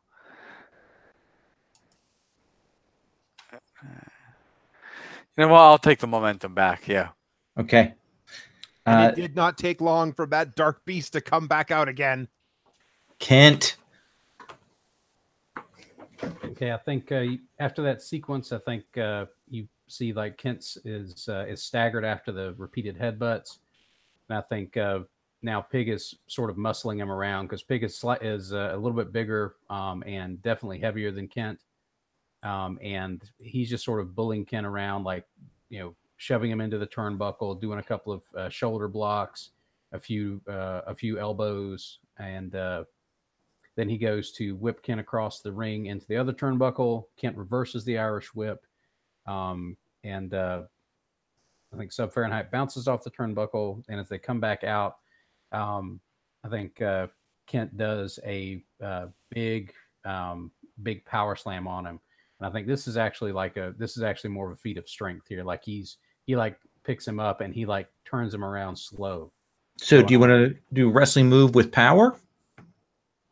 I think so. Okay. That's more what it looks like here. Let's have you roll it.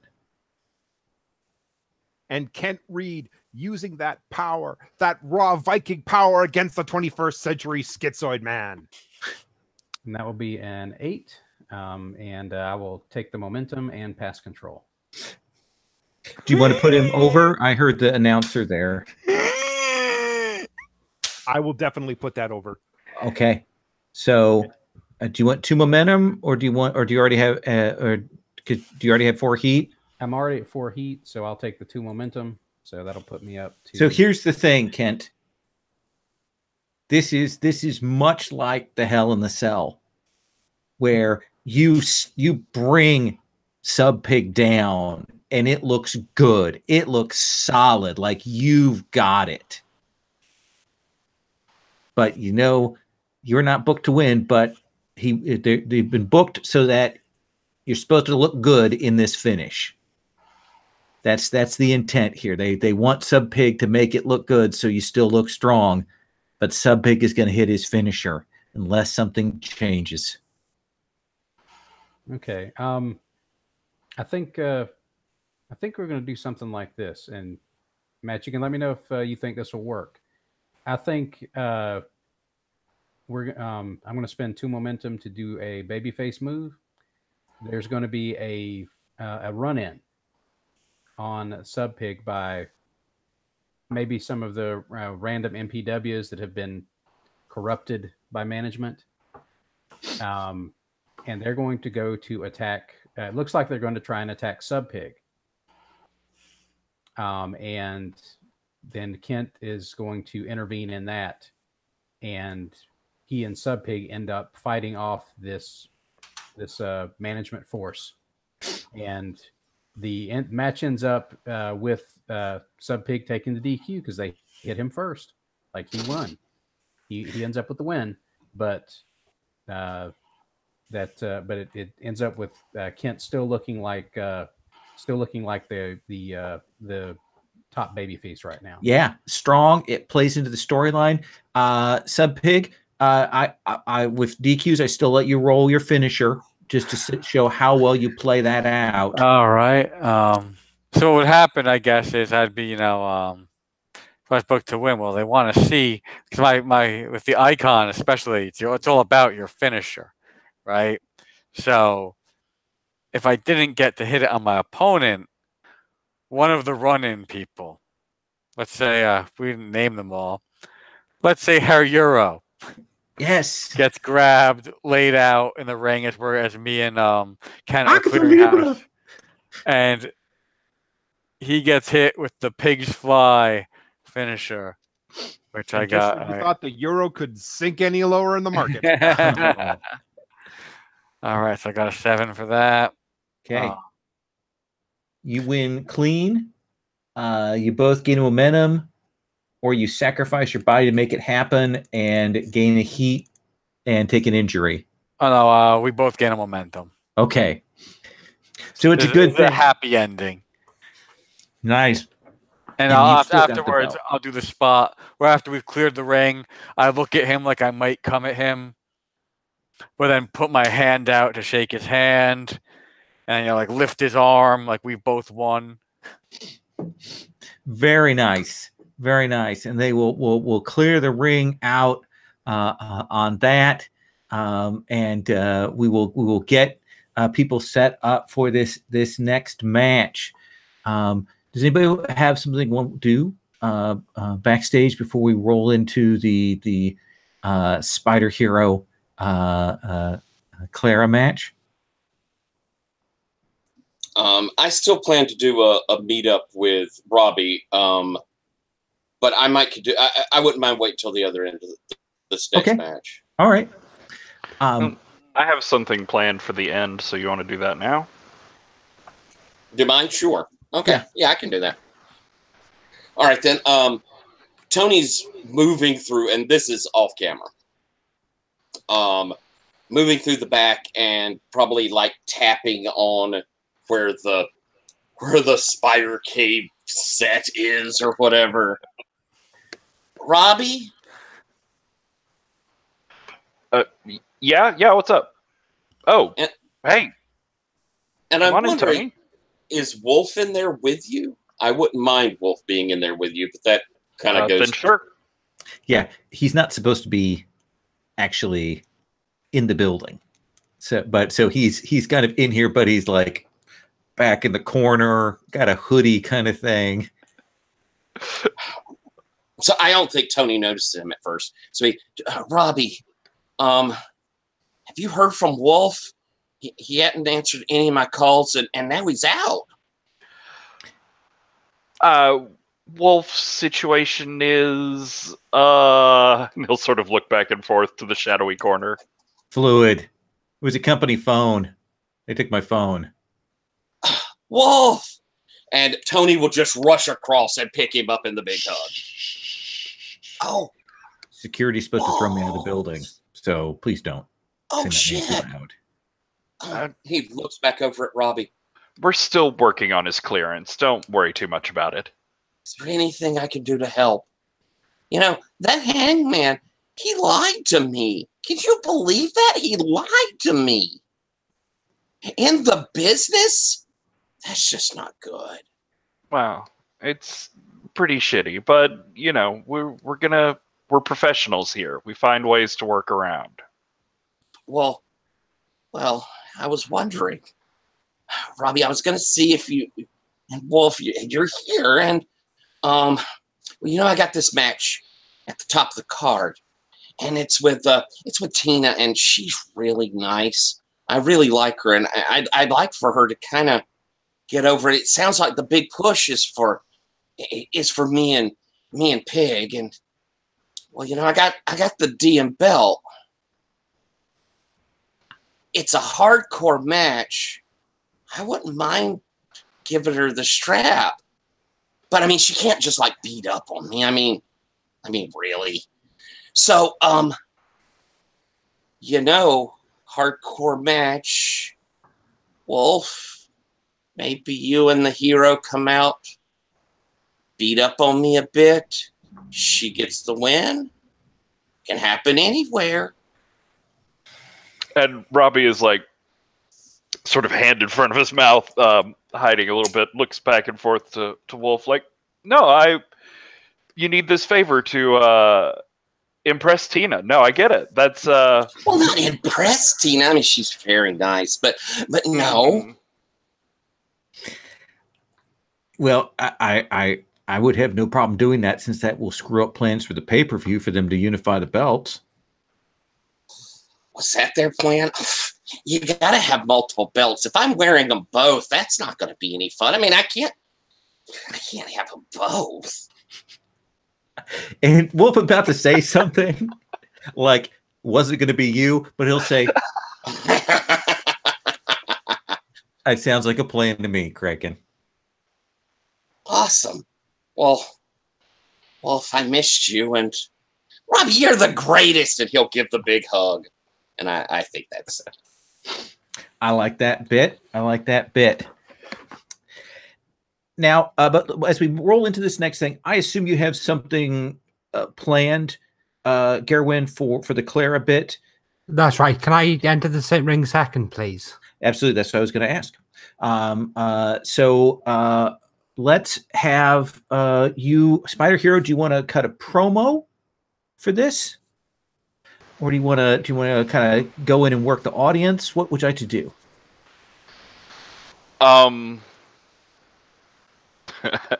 I feel sort of dumb actor, but like I'm searching for my gimmick motivation, like why I'm fighting Clara. Maybe you're looking for Clara. Maybe that's what we have you calling out from the ring, calling out Hangman to release her. Yeah. Okay. So, or even just just challenging one of the Hangman's representatives. It's up to you how you want to do that. Didn't Kent ask someone to go to get you to help find me? Yeah. So I guess maybe there's like a promo package of me and Widow, like going through the Bleakwood Manor set, trying to like creep our way through the misty graveyard and sneak into the house to find out what they've done with her, or if they know anything. Okay. And searching through there, finding the cobwebs. What's one interesting telltale piece of unusual stuff that you find in that set?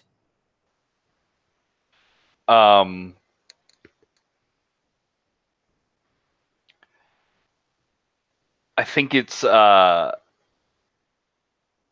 I think there's like a smashed, broken bits of porcelain Clarabelle doll on the floor, like in the middle of this like freshly painted sticky sigil on the floor, like they've been trying to do some sort of ritual with it. And like the candles are burned out. It's laying there, pieces scattered. All right. So it sounds to me like this is more of a work the audience than anything. Sure. Does that seem cool?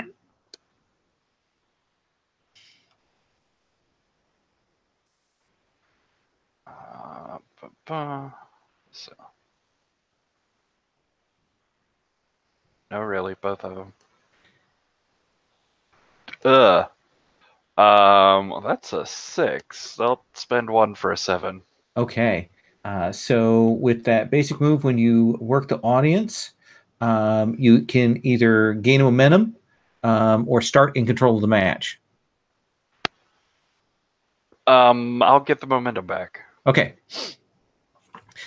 So how do we find you in the ring? How do you is it that you go down there to call someone or out, or how are you there? Can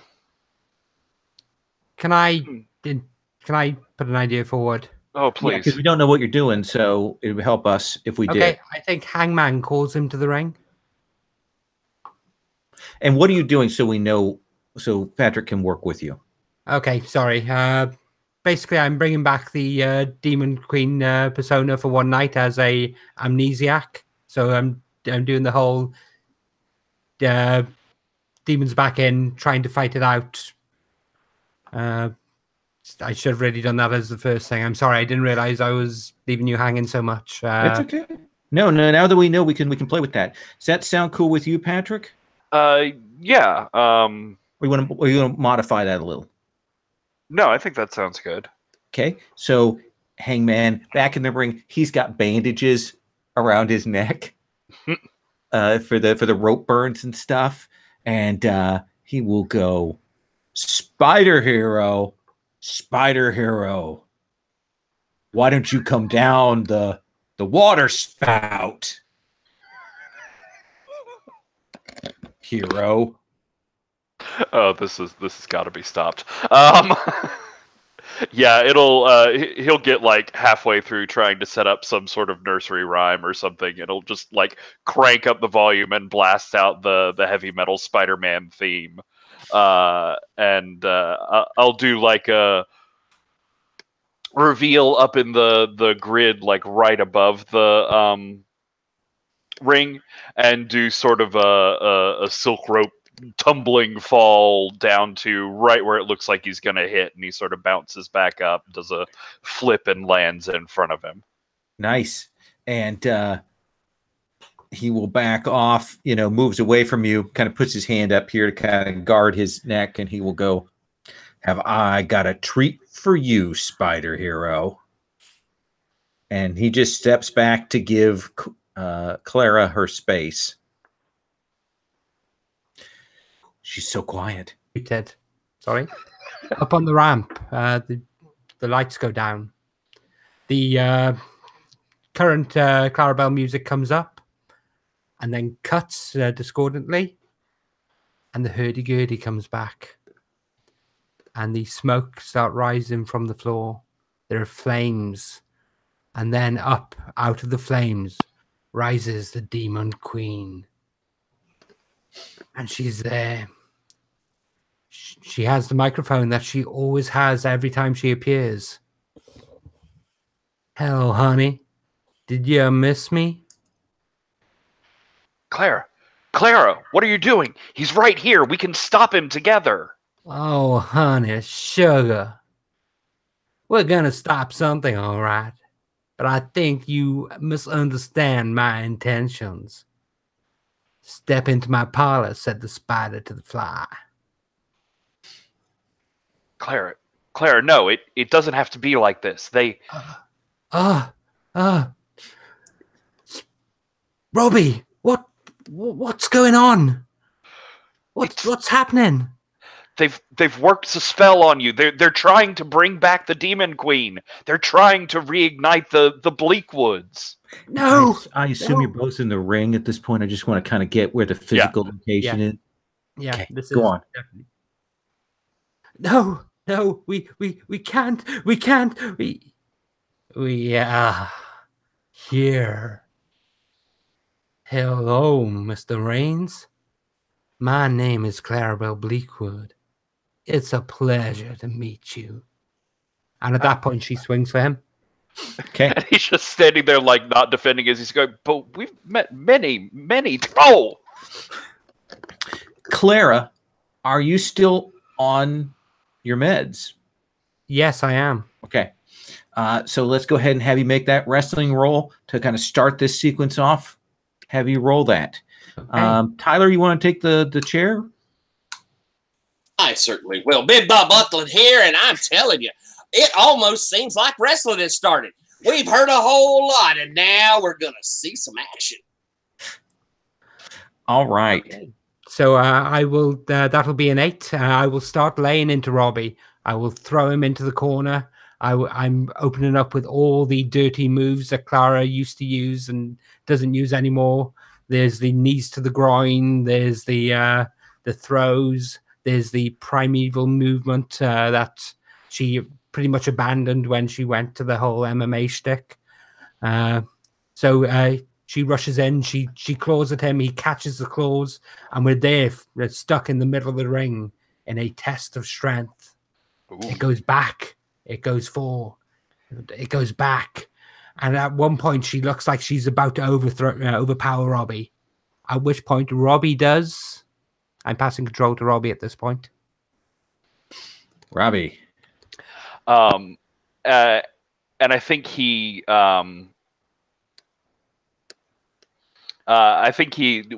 in this back and forth, and he tosses her back, throws her back into the ropes. And as she's getting up, he walks forward slowly. He says, Clara, this isn't you. I'm not going to fight you. Not for that slime ball. Not for Cestus. And he comes in, just like walking straight up to you, pushing and trying to I don't know if this is a move or not. Sounds like you are either working the audience, or this is your signature. Right? I could also see you trying to pin and disable her via look. Yeah, so maybe he comes back in and she like snarlingly takes a swipe at him, but then there's like the she's catching herself clawed hand like right up at his face, and roll look to see how that turns out. And let's see. I'm sorry, folks. I said wrestling was going to start, but that is not the case.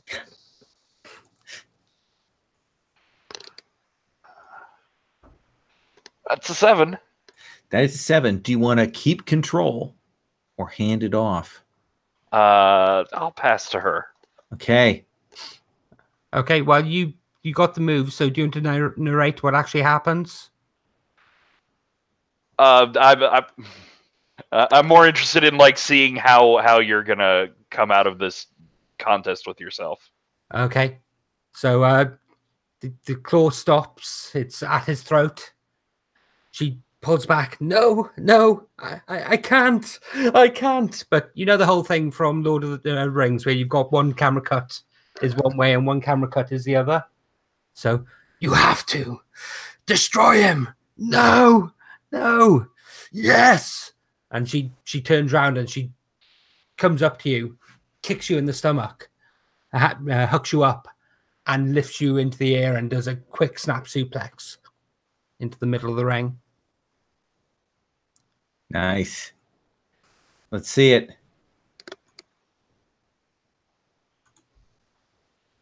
Okay, that would be a 4. I tell you, you cannot deal with demons and expect yourself to come out clean. Spider hero going for the ride, and I'm putting that over. All right. Okay. And actually, I'm gonna spend 3 momentum on Claire and push that up to a 10. Guys, you don't have to if you don't want to. I don't mind taking the botch in this instance. I've got 9 momentum there. If I He's got plenty of momentum. Yeah. If I wanted to spend it, I would be spending it right now. I am choosing to take the botch if people don't mind. All right. Have that.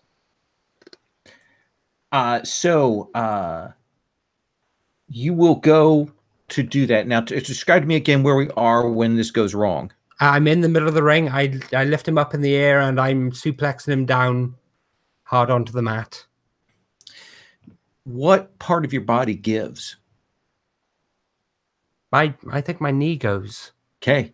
And you remember you taped it up. You'd had some injury after you went and did that MMA fight. You were kind of beaten, and you've been taking a toll on your body, and you have no idea. And it goes from being like, oh, this, I took that stuff and I am good, to suddenly just not. Like it all turns off, and you feel your knee give, and you can mark that injury box. And I will pass 1 momentum to you, Robbie. Is that what your injury effect is? What is your injury effect? No, that's for the botch. I also pass the momentum over for the botch on the roll. Okay. And do you have anything on injury? I've forgotten on yours. With my injury, they gain momentum when I start a match with them if I'm injured. Okay. So Clara goes down, Robbie. Oh, sorry. When I get injured, I do apologize. I also gain an audience. I thought you had something that was beneficial there. Yeah. Yeah, I mean, you could see the leg twist wrong. You hear, and probably that when it comes back up, you see that knee is not in the right place. What do you do, Robbie? So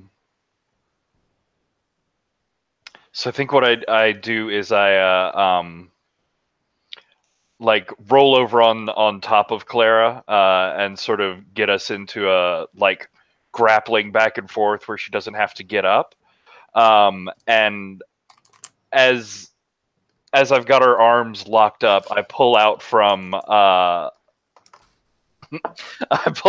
like the back of my costume the Anon mask. And I put it down on her, and I'm saying, just remember, this is not you. You're better than this. You were something before them, and you can be something after them. And I think as she's like rolling on the floor, sort of grasping at the mask and howling a bit, I stand up and confront Hangman, pointing at him, saying, "You did this to her. Your corruption, your evil that you bring into this, all it does is leave pain and destruction in its wake. That's not what Gauntlet League Wrestling is about. That's not what this promotion is for." Interesting. So, do you have a couple momentum? I have so much. Do you want to take the babyface move and leave him standing speechless? Yeah. Yeah. So he's there, and he was watching, and you grab that mic even as she is wrestling with her identities. Nothing like another wrestler that we have in the league, battling it on.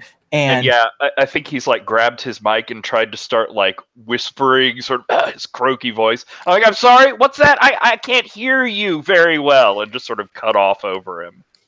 And there's some management suits who are back, they're and probably some good guy wrestlers, and there's that struggle going on. What happens in the ring during that? Because you spend the 2 momentum, you leave Hangman speechless, but you've still got control of the match because you spent the 1 to interrupt and 1 to do this. What do you want to do? What have you and Clara worked out for this end? Because you are booked to win.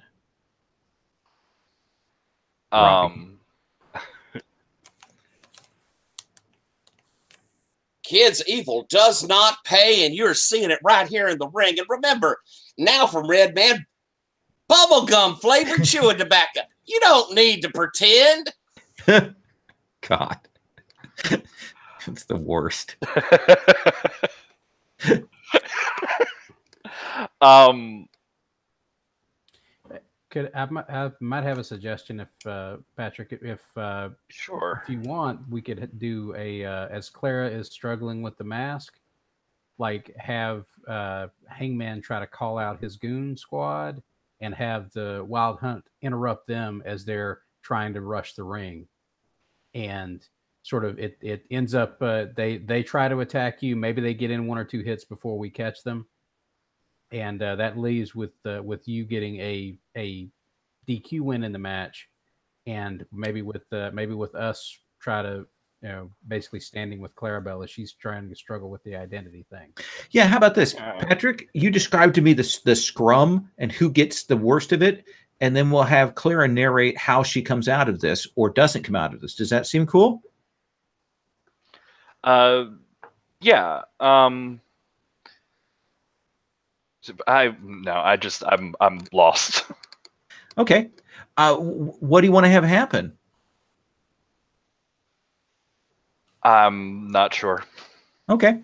Do you want to help Clara switch, or do you want to actually beat her in the ring? That's sort of that's the most base elemental thing.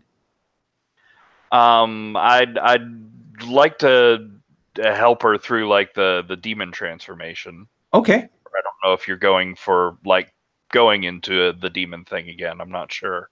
No, I wasn't. I was bringing it back to just give some context to the match, why two faces are actually going against each other. So Patrick, how would you rescue Clara from this? What is it that Spider Hero does to save her?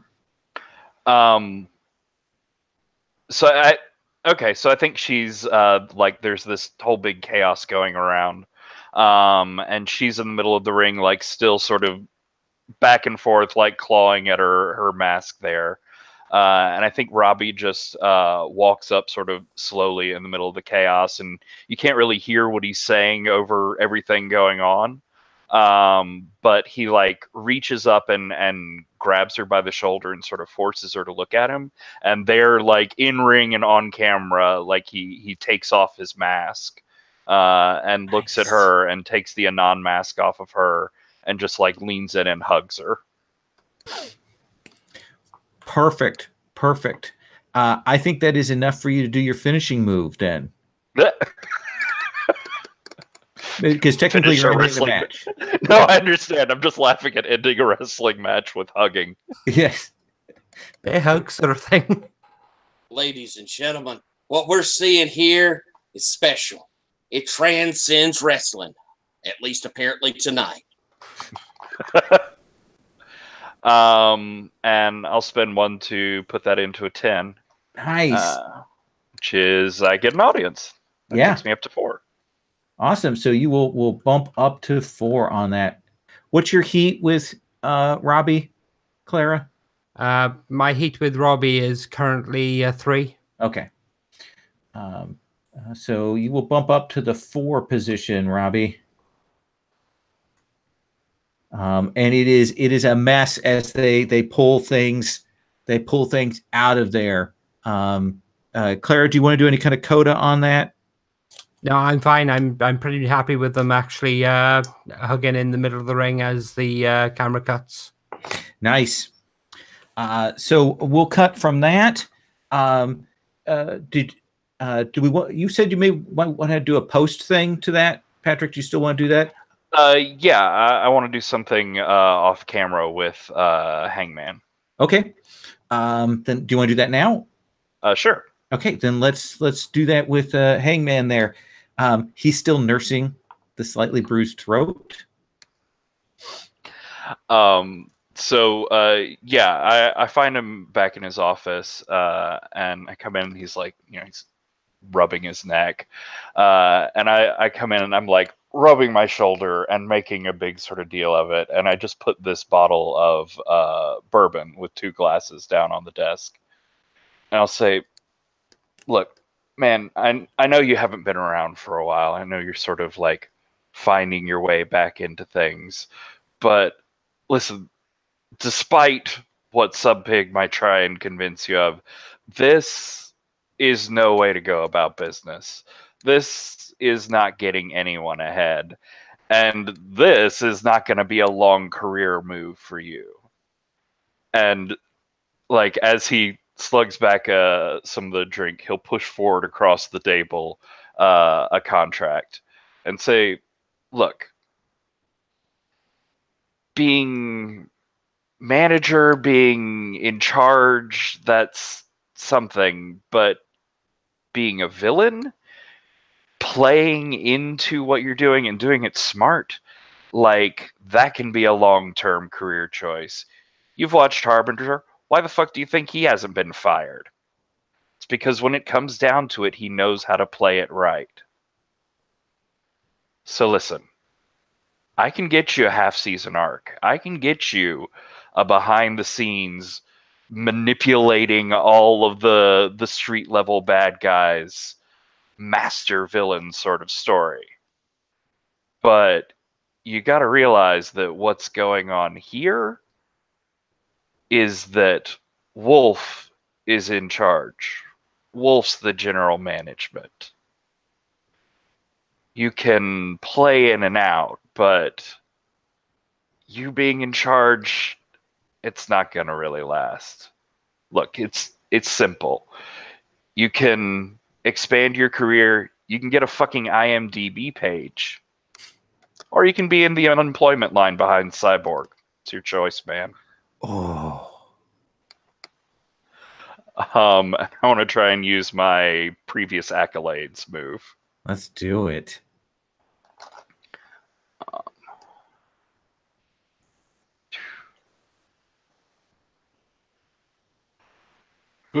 Five, 6, and I'm definitely what I've been saving momentum for. So I'll take that up to a 10. And what does 10 get you? So when you leverage your accomplishments in your career before you join the company, roll real. On a 10 up, you get to set up any segment you want or book yourself in a match. And the segment I want is next week.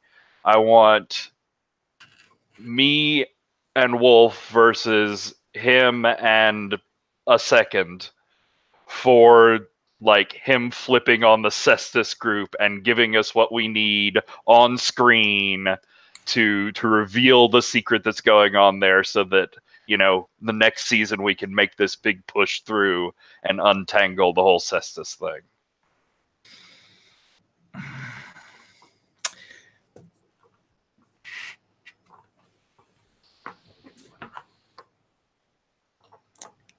Well, I guess I'm not surprised that you were number 2 on the list to become general manager.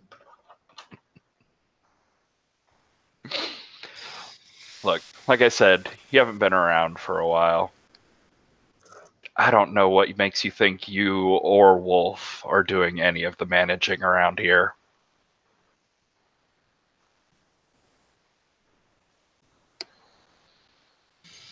Might as well get a better paycheck about it.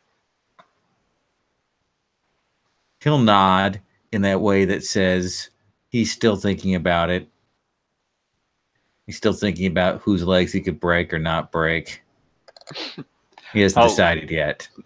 I'll leave the bottle with him. Okay. Nice bit. Nice bit, Patrick. Good pullback of threads. So let's come in and get set up for the final match of the night. Does that sound cool with everybody? I think, Tina, since you were the challenger, as it were, I think you need to cut the promo first here. Absolutely. All right. So this is a pre-recorded bit. recorded from earlier today. We see Tina in a dark, bleak room. There's not a lot of detail that we can see because they didn't have time to build a full set. But we can see that Tina has got a heavy hammer in her one hand, and the hand is still braced. And she's pounding something, and there's the sound of like someone pounding on an anvil. Not her actually doing it, of course, but that's the sound effect that they added. And as she's doing this as she talks, my time in Gauntlet League Wrestling has been very interesting. First, I faced their demons. Then I faced the monster that all other monsters fear. And now, a Titan. I know that there are those out there who think that this is a ridiculous match.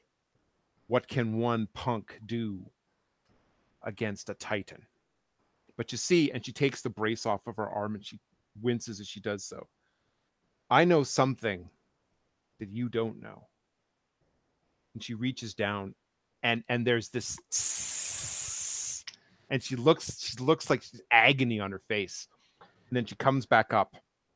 And it looks like she's taken the stop sign that she came out with in her first match and pounded it into a gauntlet, along with some other sort of miscellaneous stuff as well. And she's got that strapped on her arm now. Nice. Let's have you roll look.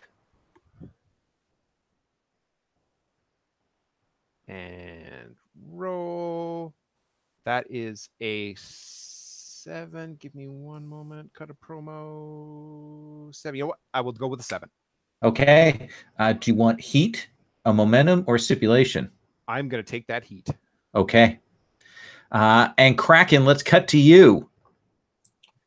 Well, normally we do a package. So I think we'll see, them starting that. We have the water. We see the belt breaking through it. We've got the lightning and the dum, dum, dum, dum, sort of noise of it. And we get like that fuzz, a little like, say, the camera work's gone screwy for some reason. And we see Kraken in the back. He turns around and it's all just black around him. He turns around, he lifts up the belt. You think you can take this? It means nothing compared to the destruction the Titan shall, or the Kraken shall bring. You want hardcore? I was birthed from the pits of hell. Hardcore is what I was born from. Oh, let's have you roll that cut of promo. Okie dokie. Let's see if it's worth a darn.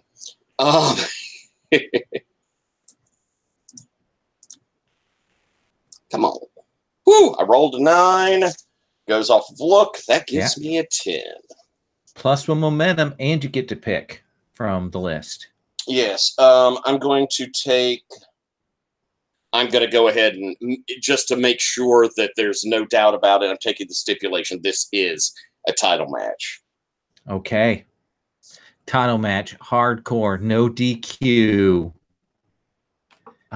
So we'll see. We've seen your entrances before.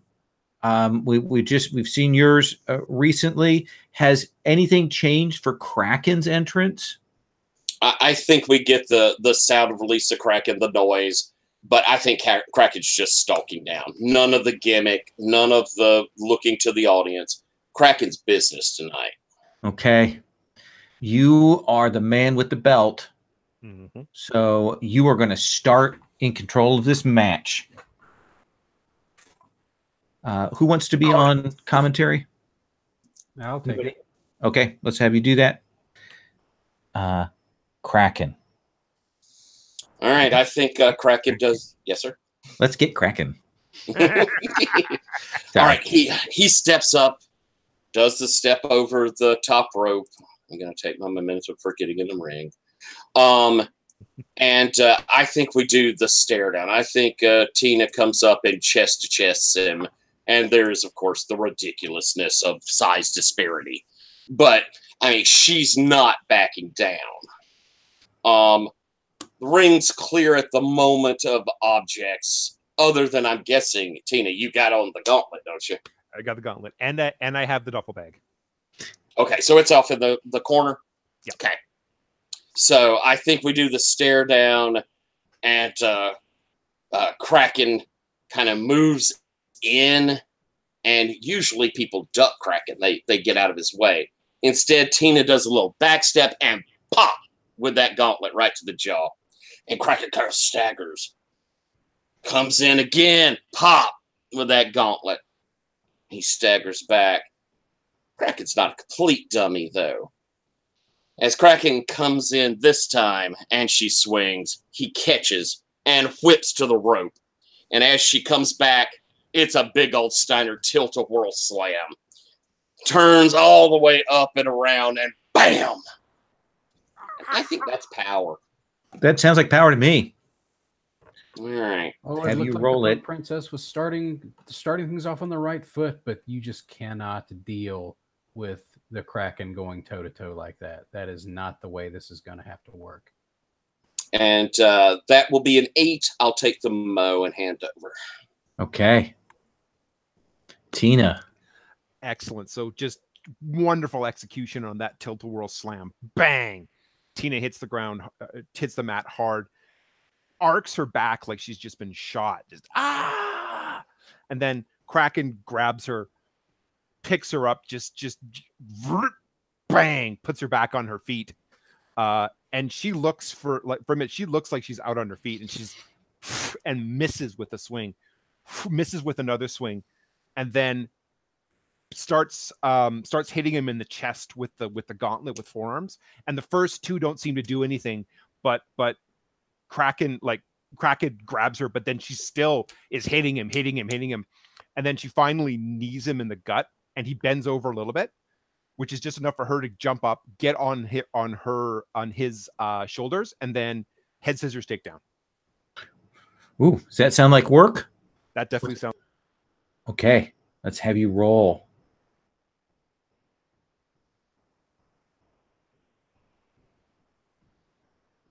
You're muted, dear. Yes, I am. That is an 11. That is an 11. So with that, you will get the 2 momentum. Nice. Or heat. I'm going to take that last bit of heat, bring it up to 4. Nice.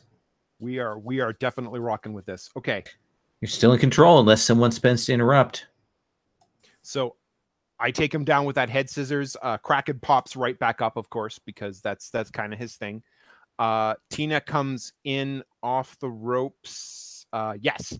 Tina comes in with the ropes. There's something called the jumping snapmare. She jumps up like she's going to jump into his arms, and she wraps her arm around his head. And the idea is that she goes forward and takes him with her, except she goes forward and he doesn't move. And I think Kraken gets one hand on her leg and one hand on her back. And there's a moment where the camera zooms right in on Tina, and Tina has a look on her face like, I have made a very big mistake. And then it is just bam, slam to the mat again. And where do you go from there after that slam, Tina? Is you're still in control of the match here. Okay. Yeah. Unless you want to hand it over. Slam down. I'll take control just a little bit more. Okay. And then at that point, and then at that point, Kraken actually bends. It goes backward, goes back into the ropes, comes off, and drops an elbow. And it looks like a mountain has just fallen on top. It's just bam. I think we'll roll with that. So what is your, is that look demonstrating your character, or what do you want to call that? I think look. Okay, let's have you roll it. I think that's a neat thing you're doing. I've never seen someone roll for paying off the other person. That's a kind of cool idea. Yeah, and it seems to work well with the dynamic we've got here. I'm going to spend momentum and take that to a 7. Nice. So yeah, did the beat down happens? Do you hand control over, catch your breath, and get that momentum, or do you try to keep pressing forward? I'm going to take the momentum and I'm going to hand control back. Okay. All right. After the big old huge elbow drop, and we're getting Cell all over, and I think this is going nicely. So I think Kraken will stand up, and he's going to go into that power bomb set he uses a lot, puts up to the shoulders. And as he gets up there, he does the lift, so it's kind of like what the Scott Hall drop thing. Yep. But as he's trying to lift, Tina starts doing the punch into the forehead and into the head and rocking him. So we're getting a bit of, is it going up? Is it going up?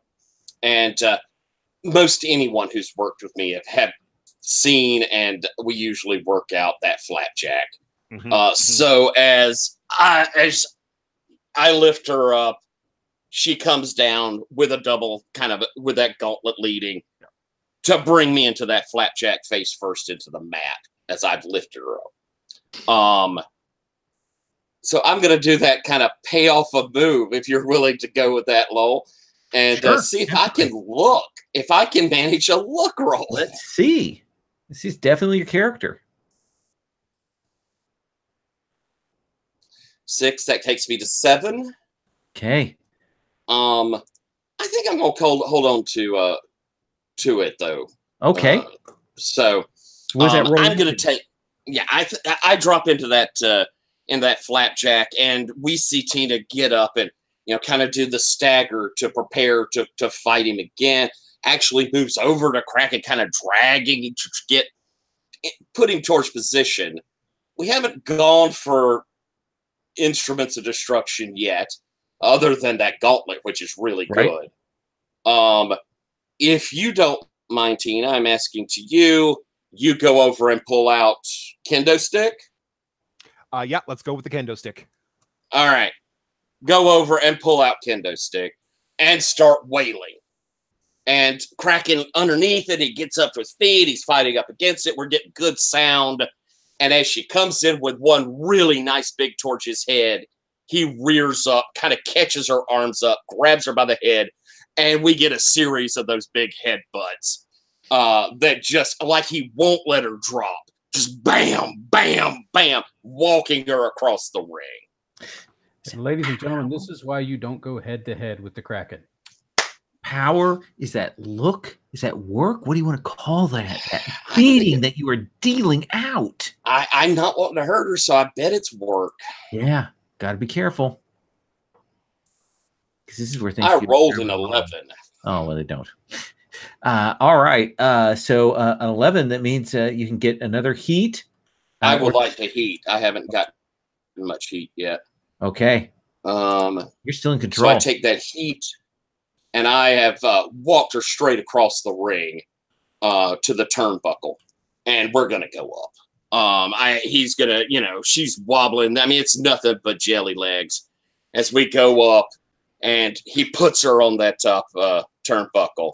Yes? I don't know what you're planning, Tyler, but I think this would be a good time for me to spend a point of momentum and interrupt, if you don't mind. Oh, feel free. As I put you up there and I'm moving in. Yeah, perfect. And he moves in, and she's up there, and it is very obvious at this point that she's literally going to have to fight for her life. So she starts in with the forearms. Forearm. Bam. Forearm. Bam. European uppercut. Bam.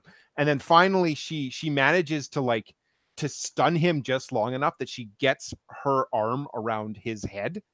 And then she grabs on, jumps off, tornado DDT. Ooh. That sounds like work. That sounds right on that. Absolutely. Ooh, that is a 4.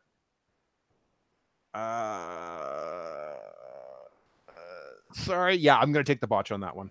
Okay. You sure take the botch? I can put you over on that. I don't have to, so yeah, go ahead. Okay. I didn't know if you were doing that for story purposes. I didn't want to step on your toes there. So give me the pitch to sell this Tornado. She is taking the only route she can. She is trying to take the big man back down to the mat, and it looks like she's been able to do it. It's rare that we see the Kraken taken down to the mat this much. This Punk Princess is really bringing her A game tonight. Perfect. So keep control or hand over control and take a momentum. At this point, I will hand over control and take momentum. Okay, Kraken. All right, I think we see that tornado coming off, and Kraken's going down. We hear the announcer, which gives the beat up. We know it might have been close to not quite hitting. Maybe not enough lift that, Kraken's body's so big, wouldn't get quite enough distance. So Kraken will take the flop down, but at the same time, shove so that Tina goes flying. So we go from one turnbuckle to the center of the mat with her flying straight into the opposite turnbuckle, getting big chest bump on it and falling back. Both of them on the ground. We've got a roll, but Kraken coming up first. And he's paying. He's paying. So, takes that kind of shake, moves in, picks her up, straight into under the arm, flip up, little sidewalk slam power bomb, really is what it is, just a sidewalk bam. And then he moves over to the ropes, comes back, big splash, and after the splash rolls off, it looks like he's feeling in control, picks her up, and has moved to the gorilla, and has her up in the air, and it looks like he's going to do the drop. Okay. What do you sound like power or? Yeah, I like that. Okay. All right. Well, I rolled a 10, so that's a 13. That is a 13 with a wrestling move there. And since we cleared that stuff, that means it's going to go into your highlight reel. Keep control of the match and pick one. I'm going to take the heat again. So book to win the match, gain an audience, your opponent gains an audience, you upstage someone, say who comes out to interfere with the match, you both gain 1+1 heat with each other. That's only if I spin the mo, though, isn't it? Yeah. So you're going to hang on to it? I'm going to hang on to my mo. Okay. Someone else can get the big wrestling push. I think I actually turned it down once before. Yeah. So, walking it, does the drop off his back as she goes flop. I don't know. I may be looking back towards the back if those things are. It looks like Kraken's in control at this point. I don't know what book is. So the book that you hadn't done a maneuver to set the book, right? No, I don't have that. Yeah. So right now, Kraken, you are booked to win. Okay. Because that's how they had it planned. So it looks like I'm set to go. We've done the drop. I did a kick, so she's on her back. And I'm moving over to the turnbuckle. Looks like I'm probably going to do a second rope. Maybe even, hell, he might go third. But he's really looking for somebody to come running in. Okay. So have you worked this out? Have you worked this out with Robbie? That's up to Robbie. Yeah. Do you want to save her from the clutches of the Kraken? I think sort of revealing in the middle of the audience, there's Wolf and Spider Hero. They're again in the trench coat and fedora sort of disguise. But they get a spotlight and throw off their disguises and come running down the aisle. And I think Wolf actually comes diving sort of under the ropes and at Kraken's knees, as Robbie will sort of vault himself up over the ropes and try and get Princess out of his grip. That sounds perfect. What is your heat with Kraken? Start at 1, even if you're at 0. Oh, good. Then it's back up to 1. Okay, so you may go ahead and roll the run-in move with a +1. It's 8, 9, and I still have momentum, so I'll take that to a 10. Okay, so it is as you come in, you and Wolf hit Kraken as Princess is kind of laid out. It's a hot angle. You gain an additional heat with Kraken. Kraken gains a heat with you. And you get to pick one from the 7 to 9 list on the run-in.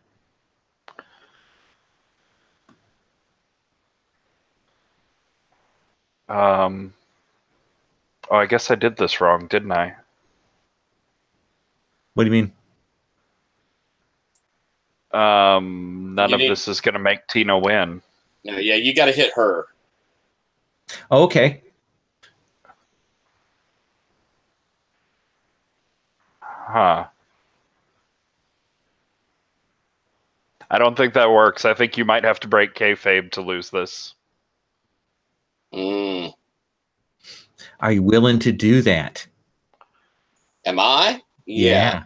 Okay, so take your choice of something else then, because there's other things that won't swerve the match.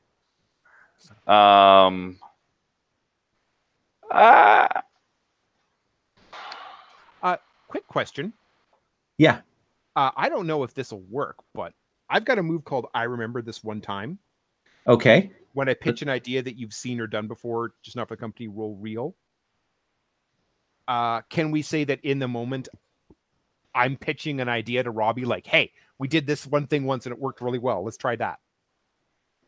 Yeah, because I think I was thinking off of it's a no DQ match because it's hardcore. Yeah. Is why I would get this. He could try and do that to set the booking. Should we try that? Okay. Yeah. Yeah. So go ahead and roll with real, Tina. All right. Let's see how this works. And I get a 9. Which is I get to pick one from the 7 to 9 list. I'm going to pick They Go For It.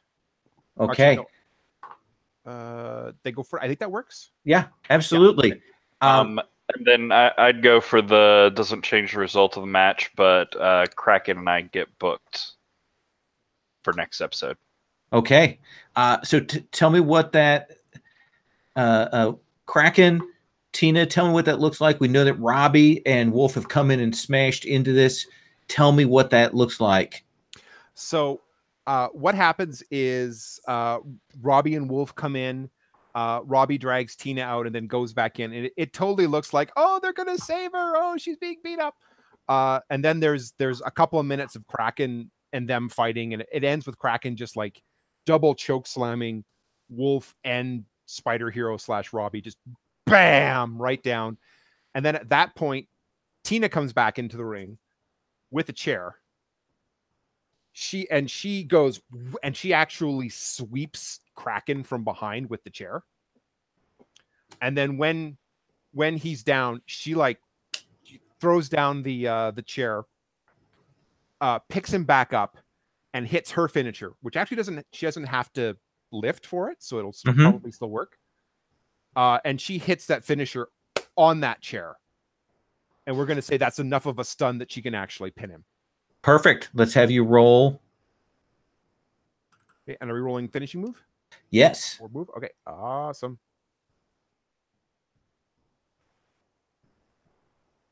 That is a 7. And spend momentum. How much you got? I've got 4 momentum. I can spend that all. Okay. Oh yeah. Well, all of it, 3 of it, and then take it up to 10. Okay. You can hit it clean and go up to 4. Nice. Woohoo! And so, what did you have heat with Punk Princess Kraken? I have 3, but I've already hit 4 today anyway. So it does go with kind of this scrum there at the end, with Wolf kind of. He will probably look a little achy as he comes out of the ring there, Spider Hero. but he will go to the back and get out of there before security gets called on him or whatnot. And you hand over the belt, Kraken. I think that with all the cheat that went on, it was clear that this was not a fair fight for Kraken. Okay. Kraken there, he clearly it took all the cheating. So yeah, he will roar, and I think probably up to you, Tina, but I think it's probably a grab the belt and run. Yeah. And leave Kraken yelling in the ring, sort of thing. Yeah. Perfect. Does anybody want to do any end bits for the episode? Anything to set up? Okay. In that case, next session, we will do the last session of 11, long road to this pay-per-view. It will be the Gauntlet Throwdown. We know kind of what the main event is. We're going to see what the other things. We know there's going to be a tag team match. We know that Tina's going to have to defend that belt. It's going to be a mean set of things. And perhaps we know, because of the poll that Spider Hero did, that there has to be some change or revelation in management next time. So we will take up with that. And I'm going to stop the broadcast